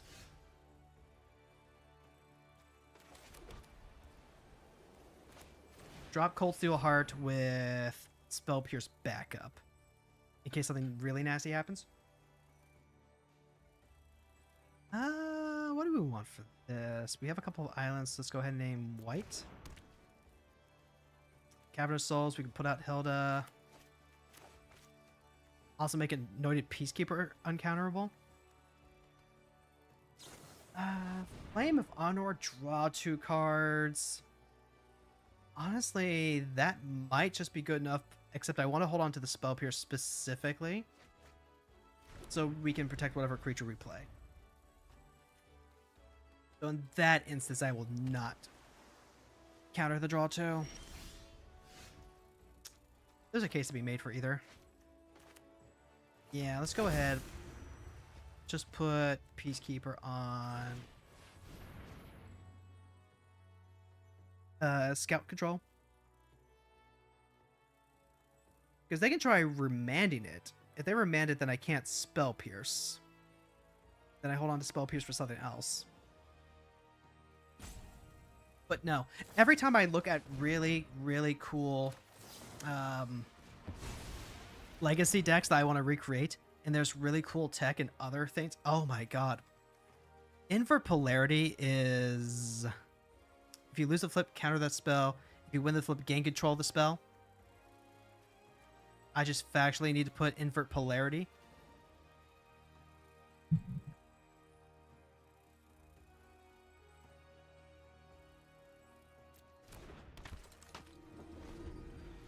Invert Polarity on full blast.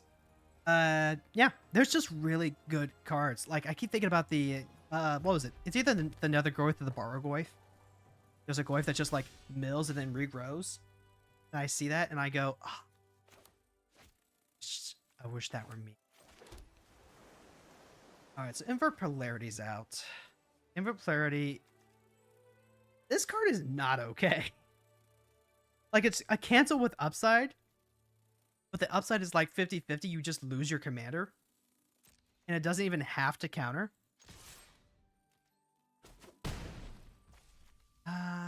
They could just, like, cycle.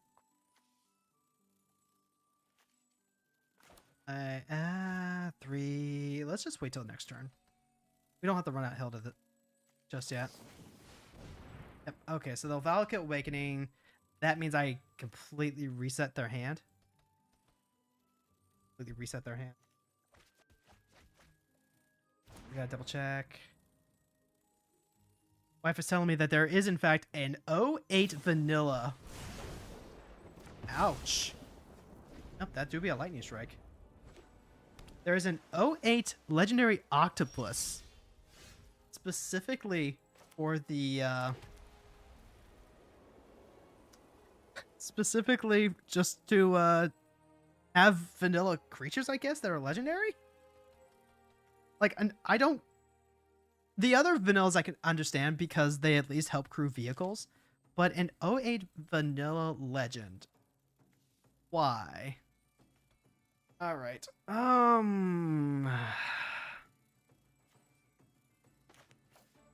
The Elvish Mariner just dies, right? Alright. We're in an old-fashioned Mexican standoff, as it were.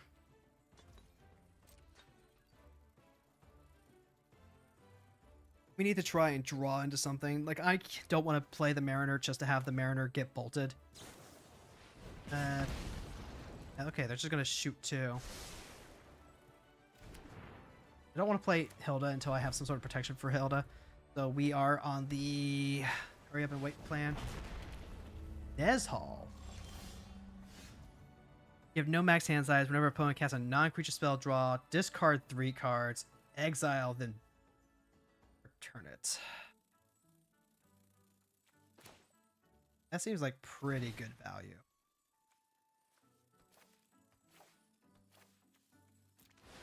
So they do get to draw a card. They get to keep their best card.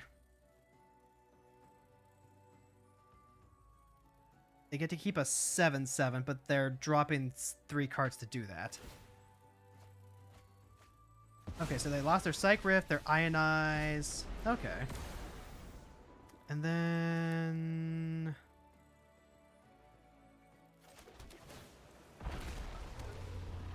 Yep, so that's a 7/7. So whenever we cast a non-creature card, I mean, that's a pretty good finisher. Maybe I do just need to admit that we can play that stuff. That's like 12.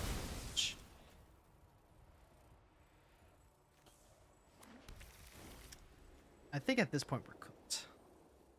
I can play Hilda. We got 4, 5. Plus to Fairy. Tap Niv Mizzet. They get to draw another card off of Nezhal.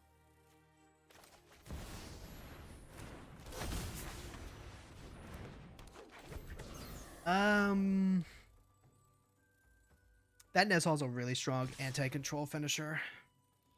Like, we just lose to Bolt at this point. Unless I specifically sacrifice my Mariner. And I am not going to go in Bolt range against a deck that lives off of bolting to the... turning Bolt into... Okay, yep, that's a temporal manipulation. Alright, yeah, GG. Yeah, we're getting a whole cycle of vanilla legends. Yeah. Okay. So, that does end Hilda's turn. So... So Farika needs like actual cards that pressure. Hilda's probably gonna need a lot of those Nezhal type cards. Yeah, it's gonna need a hull breaker. It's gonna need its own Nez Hall. Cards like that are just like, what are you gonna do? But no, I'm not trying to make the hull breaker my commander. Do you realize how many people would jump? Wait, no, Nez Hall's already a commander material. Yeah, we'll just make a quick swap. Just make a quick swap for this before we let Hell to take a break. Wuthering Tide is actually pretty nice. I like Linvala.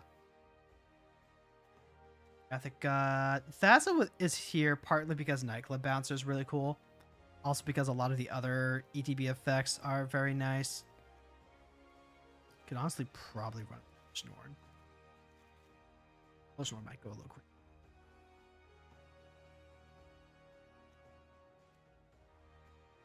Yeah, both of these cards just like God Pharaoh statue is also probably just like God Pharaoh statue good. Like actually factually just resolve it and then we're gonna have a much easier time actually getting through. But then you have like these guys and it's like, oh wait, why don't we just like play why don't we just play cards that win the game as opposed to just, you know, making it harder for the opponent to win? Because we're playing stacks! Because we're playing ice and staxes, you idiot.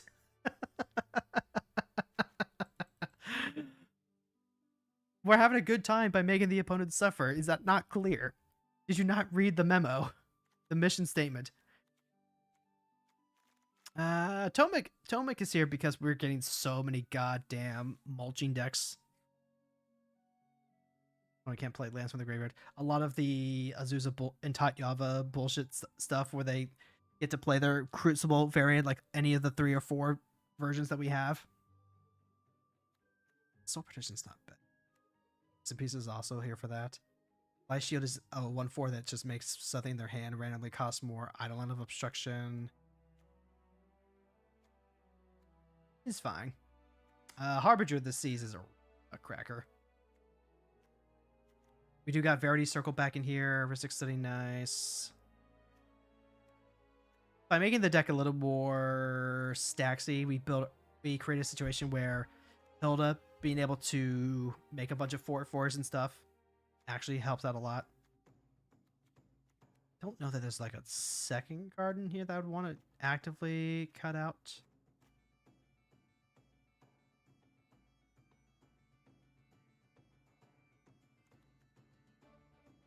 Jamil do be kind of nice. Jamil helps dig for actual spells. Let's see. I want to try and get some Kalia in tonight before we wrap things up. Lumbering Light Shield is also all right with Thassa. Just another Thassa target. Probably just take out the Narcolepsy. Like the Narcolepsy was a really cool piece with Hilda. After the beating from those control. And then I'm not gonna mess with Freak. Ollie Animator. Alia Re. This is not my list. This is a build that I got and then accounted for collection off of Brawl Hub. I'm kind of dubious. I think Reanimator Kalian, and I just want to go back to playing Zenith Seeker because Zenith Seeker can actually dig and hold onto a lot of the cards that we want to pitch. Karuga. Get the old wolf whistle going on. Let the eyes pop. Charming Scoundrel with Solitude, Thrilling Discovery, and Incinerator of the Guilty. Gets a Karuga deck that wants to ramp. Is this going to be, like, fast enough? I guess if we have the Charming Scoundrel and the Thrilling Discovery, we can dig for more stuff. And Incinerate of the Guilty works kind of nicely with that. We can Scalding Tarn, maybe Surveil into... digging. Maybe some Haste? Tutor. Okay.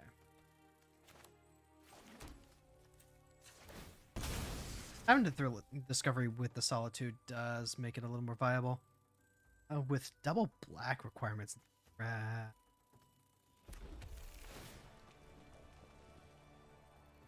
Blooded Strands. Am I allowed to say no to that? I don't think I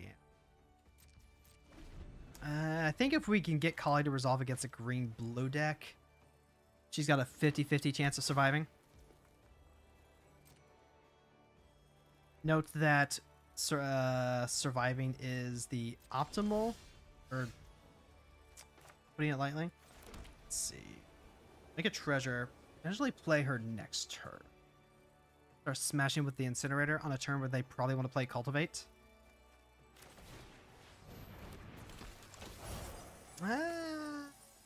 Yeah, we'll go ahead and make a treasure. Now we're threatening Kali next turn. Now they have to decide whether they're going to cultivate or hold up wash away.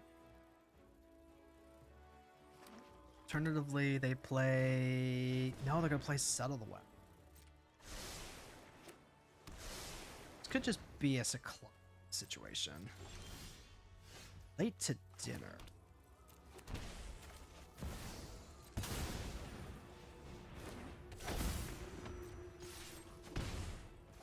Alright, we're a little behind the 8 ball if anything happens to Kalia. If that does happen, then we potentially Grim Tutor. Nope, that's a banner. Alright. Psych Rift? No, Metamorphosis. Copying the banner. Okay. Well, I mean, sometimes the deck just gives it to you, right?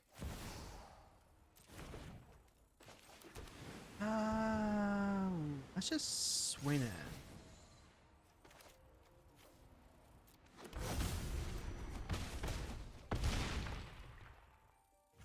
And then Solitude has Flash, so they decide to play a Kogla. That's fine. I'm going to play this Grim Tutor. I'm going to see what protection we have. Push isn't bad. There's a Troll. Burial. I've got Whip. Buried Alive. Lily Toxic? Lily is in fact a very toxic character. Yes, that's correct. So Silence, Ephemerate. I think I like Ephemerate. Also just like Thoughtseize though. Okay, let's think about it this way. If it's Psych, if they have Psych Rift, Ephemerate doesn't do a whole lot. Otherwise, I am... Let's just go ahead and do this now. Shock in a Godless Shrine. Here's Thoughtseize. Did you have the One Rain perchance?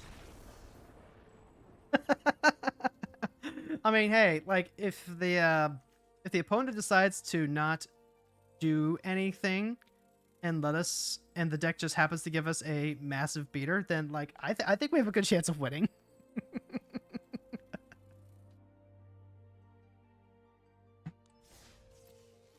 All right, that's right. The thing that I was gonna take, I'm gonna actually be able to get this up. So every time I watch 3BNU, Bill Gallagher over in 3BNU does a lot of legacy deck tech videos where he tries out a lot of new tech. And because it's legacy, they get a lot of the really cool commander cards. Like the Bargwave, the Fallout cards, maybe Assassin's Creed stuff. Like I'm not gonna be ashamed to admit that a lot of the Universes Beyond cards look really cool gameplay wise. Like just kind of ignore the fact that we're, you know, IP fatigued and all for a second. In terms of actual straight up brewing power, it's really cool to look at those legacy decks and think about building something comparable in a singleton format. A lot of the deck concepts and ideas that come forth on that channel do affect a lot of the stuff that I make personally. The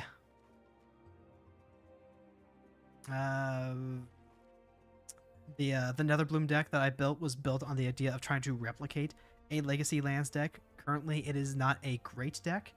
When it goes off, it's a lot of fun, but it is a harder deck to play.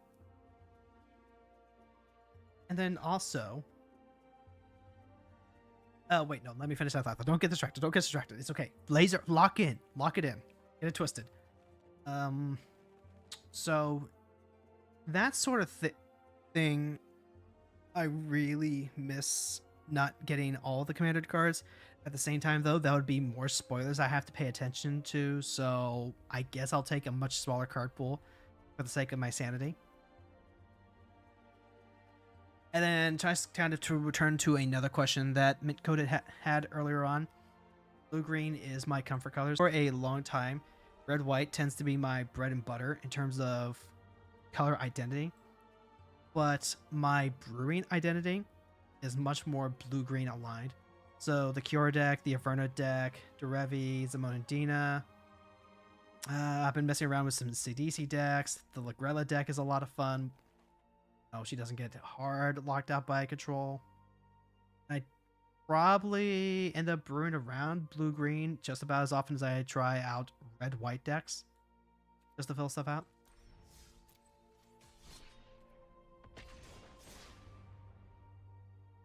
I am really happy that we are getting that cycle of Vanilla Legends, by the way. I don't know if I play in 08 Vanilla in Kiora, but like that's a decently big wall. Also, we are up against Nashi Illusion Gadgeteer. This is gonna be a struggle. Got Grief. Got Duress. Got Bolt. We had like one more land. This would probably be pretty keepable. We can bolt whatever dork they play. Theater kind of helps us dig. We're on the draw. And we have Scrapwork Mud to help us dig a little further. I'll try it. Alright, so there we go. We're going to surveil here. They're going to take their shot. Now that they're positive, they don't have to hold up a fatal push or something for, I don't know, dog. Invasion of Mercadia. Discard a card, draw two? Is that worth playing over the Scrapwork?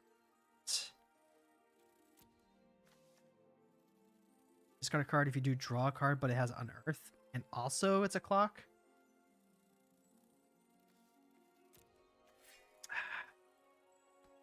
I think I want to hold on to the clock. If the Scrap Mutt actually just gets worse. Let's drop that bot over. We can get the Grief back if we hit like another reanimate. Yep, there's the fatal push I was talking about. Looks like we're in really hard control here. So there's a fatal push that Kali is just never going to get through. A Damnation, Sink into Stupor, pick your poison. Like 2 pieces of removal for Kalia. Plus Wrath, plus Counterspell. Well...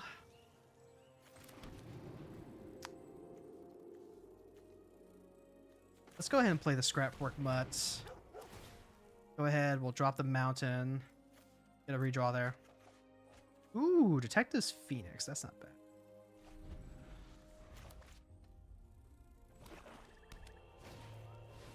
Psychic Frog. Okay. Now this is interesting.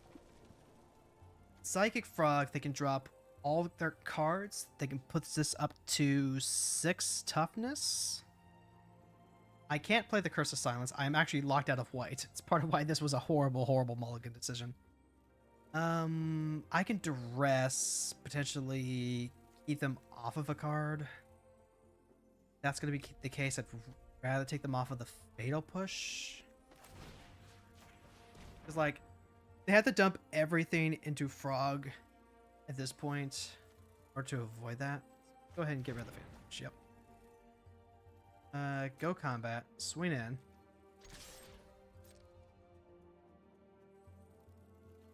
Nope, they're not going to take the trick. There's an argument that I probably should have left the Mutt back if that's going to be the case.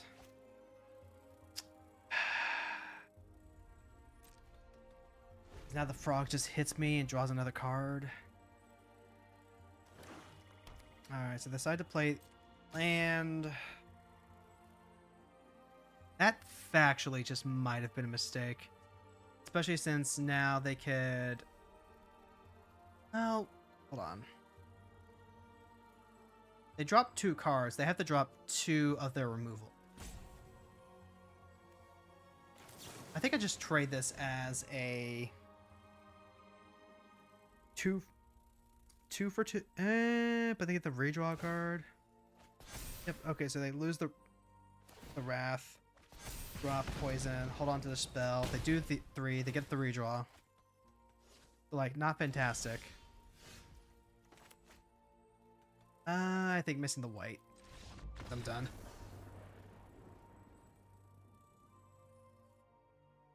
Yeah, that was... mulliganing is hard, right? Because, like, the London Mulligan is actually just one of the best things that happen to Magic. But I, being an old fogey, am still in the mindset of going down even 1 or 2 cards means that you are at such a disadvantage against the opponent that I am still trying to make 2 landers work. Yes, Brawl is in on Arena, but Vanilla Matter Commander's getting new support after Watsy basically saying Vanillas are gone. Fantastic. Love it. Gex Yawgmoth Praetor. Okay. So hear me out. This hand still has just the 2, but we have a Fury to deal with Yawgmoth's Go Wide. We have Incinerator to build towards, potentially a Bone Shards plus a Bitter Reunion to help us redraw with the Mercadia. Maybe this will work. Maybe this will work, and if it doesn't, well then, I guess you've got my permission to say I'm coping. Oliphant actually is a really good one. Because now we can go ahead, grab our red-white. Let's go ahead and grab our red-white. And, hold on, is this the... Can't block? Okay. Runescar Demon into the graveyard against black is actually really dangerous. We're going to have 3 mana next turn. I'm going to leave the Runescar Demon on top.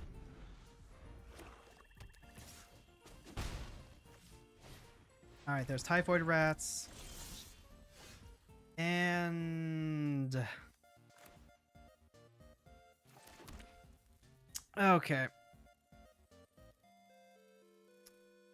If they play Yawgmoth next turn, then they just get to draw. This is discard, draw. This is discard, draw. And then I'm going to drop Bone Shards, I think. Hey! Now I have something to set up with the boards with the Bond of Revival, so that's pretty cool. Let's go ahead and just hit 2 things with the Fury. They did not have any Undying effects. Hog. We can still play the Invasion next turn. Try hold on to Bond and Runescar Demon. No, we have to drop the Runescar Demon. There's a Duress. I would like to play the Duress.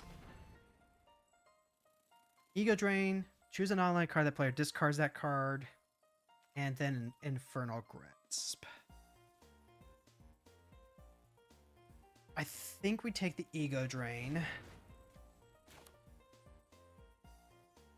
Play the Plains. Play Invasion. Drop the...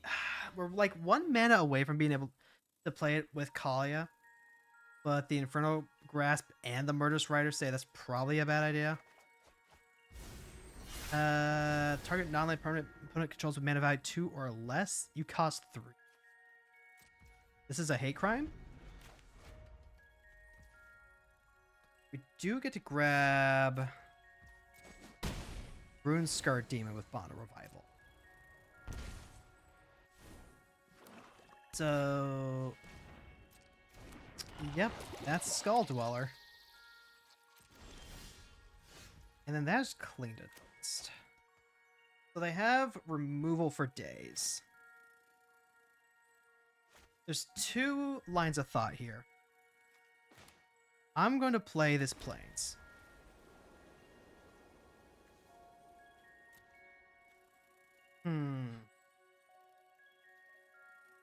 If I were to use Bond's Revival on the Runescar Demon, the Runescar Demon would just die. And then we would be in a really bad losing battle. I think what I do... the Eye is also really bad if they hit another land.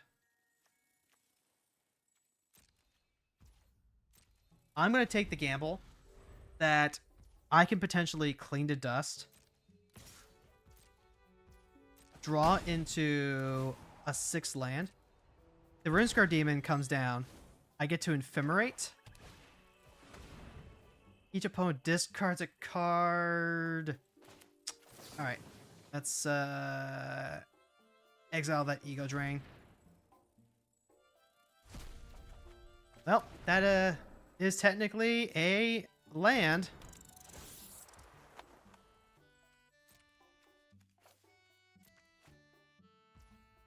Alright, here, can we rip another one off the top? We cannot. Well, I guess if we Fury, then like at least we get to eat Yix and the Nezumi. It seems like a really bad trade. Let's just go ahead, grab the Runescar Demon, and let's see. Put up the 2 target creatures from a single graveyard onto battlefield control. They gain haste, sacrifice them at the beginning of the next end step. Got a Valgoth here. We could grab him Burial Rites, Whip, Sneak. Toxic Deluge doesn't really help out. Blage is cool. This is rough.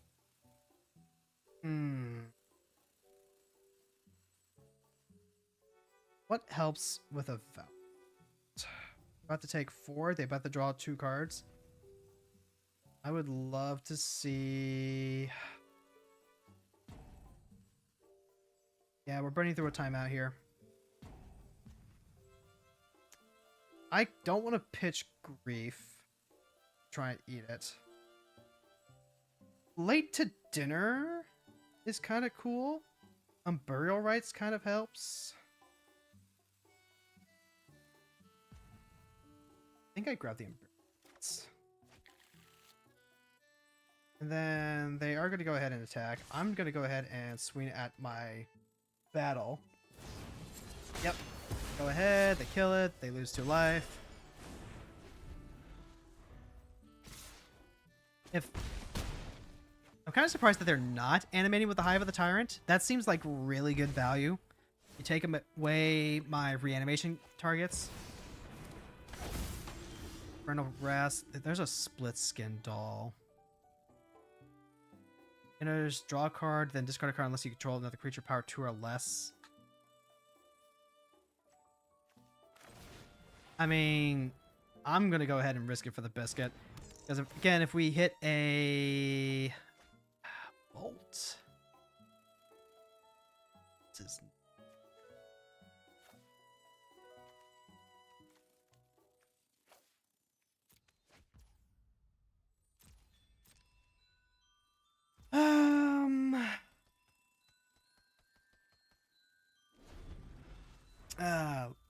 We had it.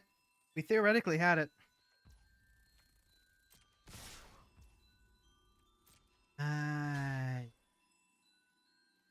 Block you.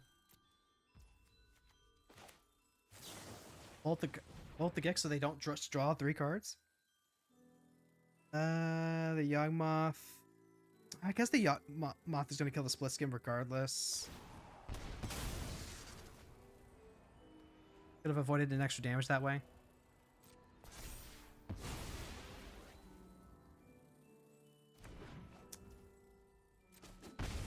Yep. Okay, so that's the 2. That's fine. They get to replay the Gix as well. Replay the Murderous Rider.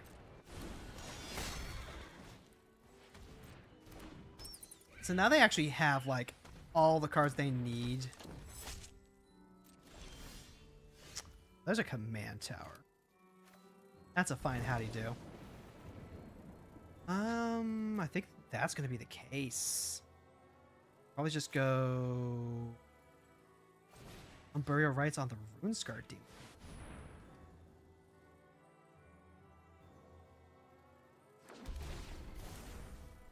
Now, they're gonna kill it in response to the trigger? They are not, so we do get to grab Ephemerate now.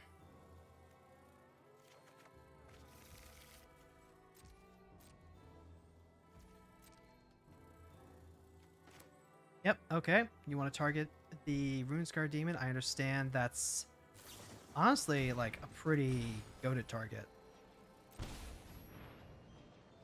Alright, so like you're tapped in. High with a Eye Tyrant is also like really, really good. Hard to say not to pull. Whip just doesn't get us there. I could try playing Flage. Flage could end up being a really big stabilizer. I could just start swinging fences.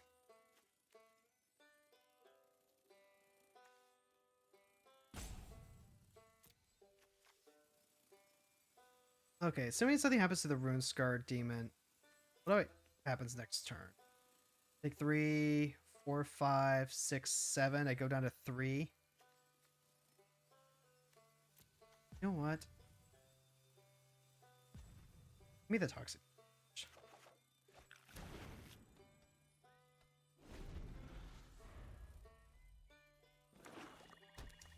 See, the Hive of the Eye Tyrant comes out. Potentially exiles the Unburial Rites, so we don't get Valgoth back. I can swing in pretty effortlessly.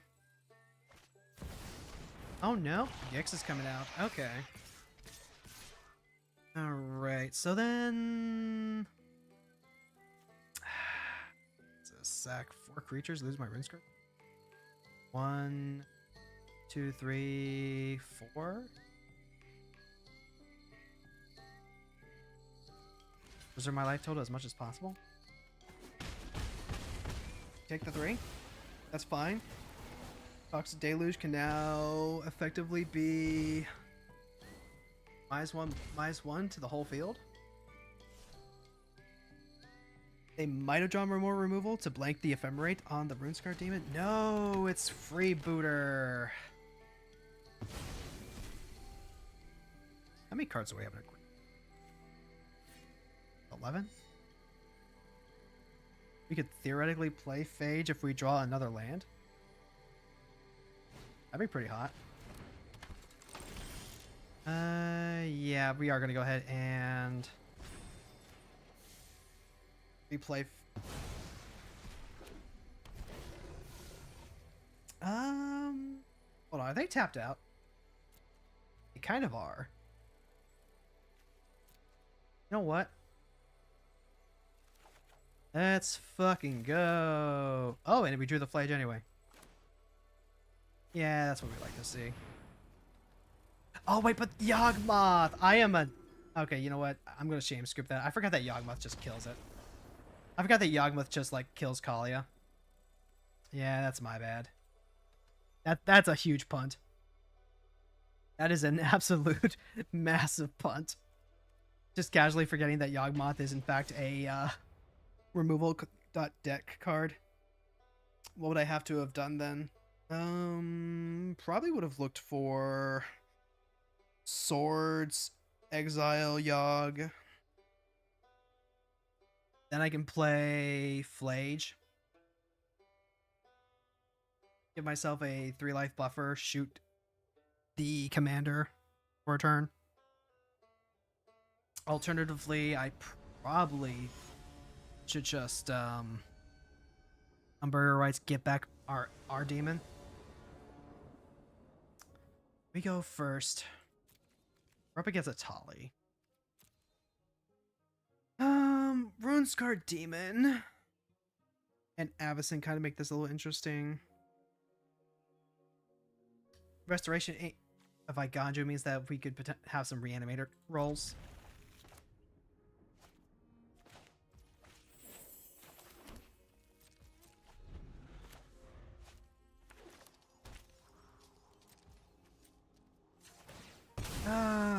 If we just like spike a reanimator, then reanimate, then the Charming Scoundrel. First grabs white. Want you to.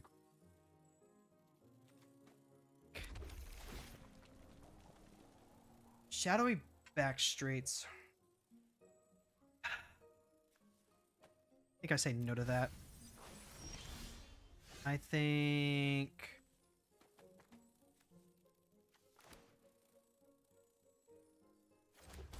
Name human. Now, we can still rummage with Avacyn, try and swing it with Runescar Demon.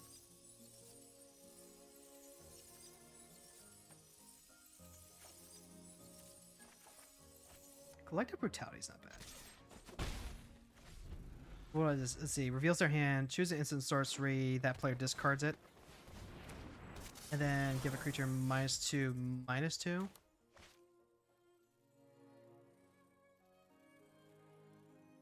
I'm also kind of into Restoration of Iganjo. Trying to think. The Fanatic of Ronus, if they drop like a Topiary, that is massive. Like, just really fucking big. And they don't block the Scoundrel ever, so this is just free damage. They're not gonna block this.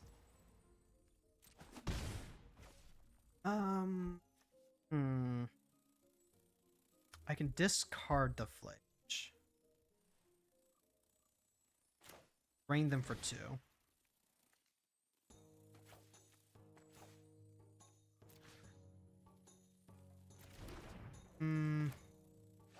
By Restoration, I get to grab it Plains and then just play Kalia.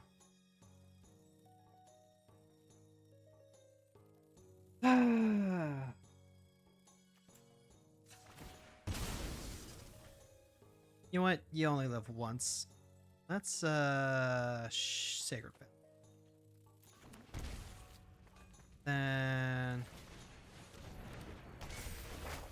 grab Basic Plains. I'll still collect a Brutality next turn. Because really what we're looking at is just trying to get ahead of the Atali. And if we can grab any ramp or just like eat out the protection. This could be Zendik. Hulking Raptor. Okay. That's not so bad. Beginning of your first main phase, add green. Wait, discard it.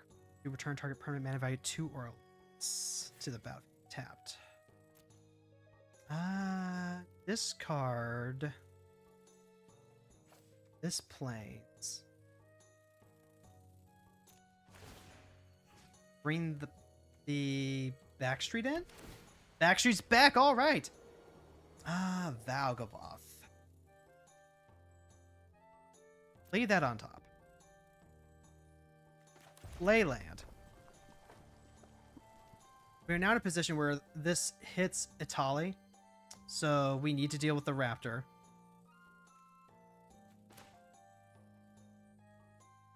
I would love to hit the Collective Brutality.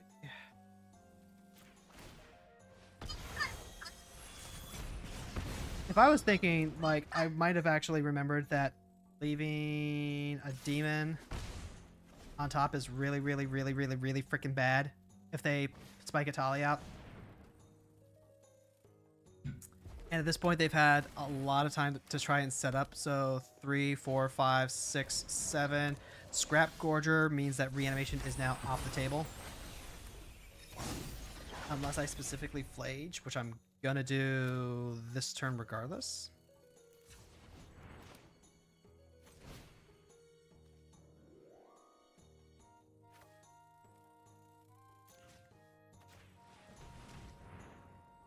And they had nothing. They've got Kogla.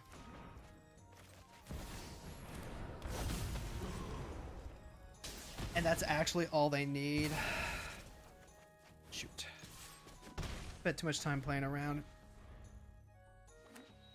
I was trying to play around the bolt, but they had the monkey instead. So at this point now, what's the plan here? Well, we've got Flage at least. Flage is 6/6, fights the monkey pretty good. I guess we can hit the wild guy. Attica. How do we want to do this? The question, like Atali's just coming down. Monkey means that we just never get to play Kalia. Alright. 5.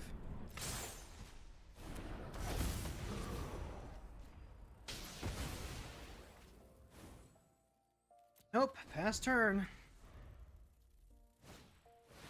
Alright, there's Monkey. Monkey comes down, Monkey fights. Monkey trades.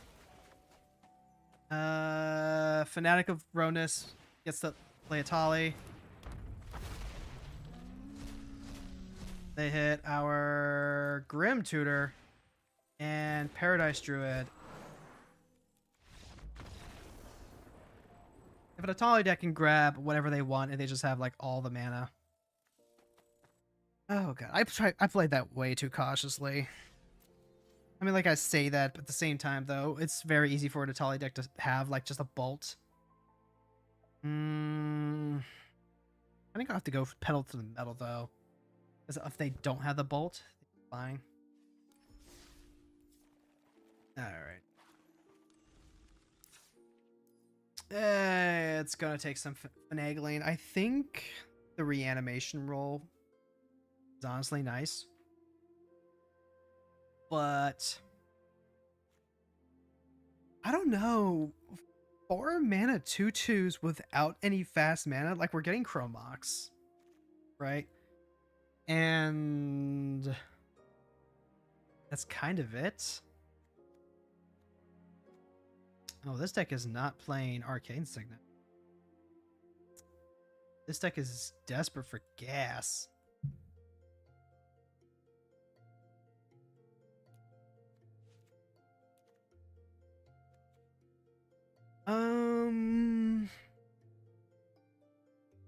There's a lot of work to do here.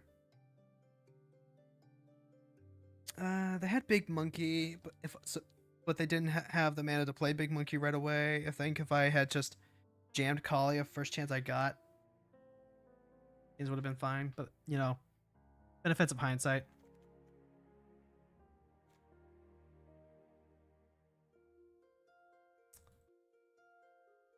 Let's see. Yep. I do appreciate that this deck is running both Oliphant and Troll. I think Troll Cycle Reanimate Troll is pretty good, actually. I'm not a huge fan of the Broodlord.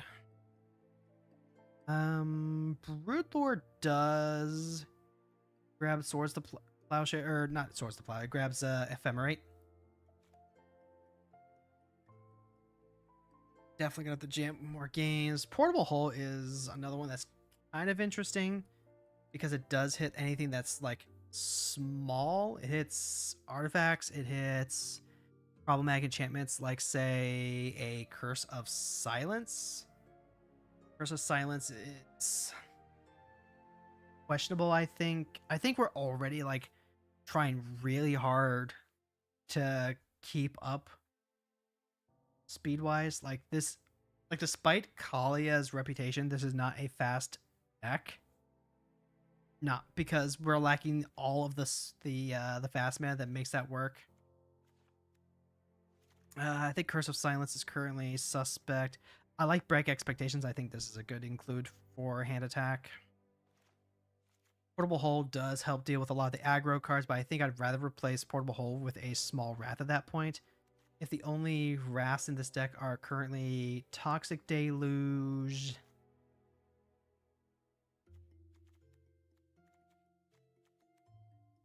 running. This deck is all in on like the reanimator aspect, but I feel like there is room to try and get things going. Toxic Deluge is good, but this deck is already going to be paying through a ton of life. I feel like this does benefit from a Deafening Clarion. Oh, and that is the thing. If my regulars and chatters and stuff, if you guys think that there is a legitimate way that you would be interested in having me do the a brew challenge, I would probably take that up. In fact, I remember Min Coda was mentioning potentially doing a Pride of the Whole-Clad deck. I think that would actually make for a really good budget deck. I think that would be a very good one for the No Rares challenge. And what I may end up doing at some point in the future kind of depends. I would love to make more Brawl videos, but there is also a part of me that's like, okay, but is it worth it to make things that are literally just like deck techs? Kind of. It makes things a little more accessible for people who are struggling to get into Brawl because the economy is so gosh dang awful. That's something to think about.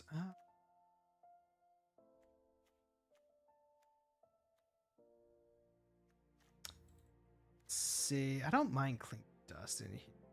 Dust.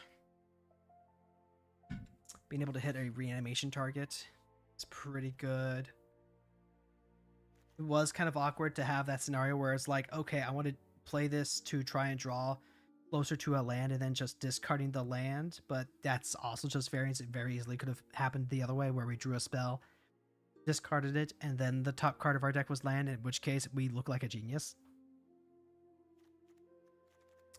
I do like all the... This is really heavy on all the Thoughtseize effects. I am a-okay with that. We're in the Discovery. Priest is alright. I don't know if I'm as big on the scrap work. But the split skin doll is kind of like that. But with a conditional discard? Because you actually just want the discard and then draw. Buried Alive isn't bad. Restoration of Icon is interesting. Play it, grab your basic land, potentially ramp up. I think Fail the Dream Breaker is still just better for that. Lily, I think, is a deck that probably fits pretty well into this. This is a deck that wants to run things like Crucius, but I don't have the wild cards to make that work.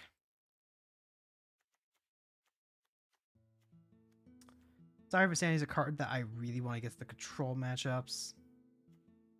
And this one I have in here very specifically because it plays well with both Fury, Solitude, and Grief.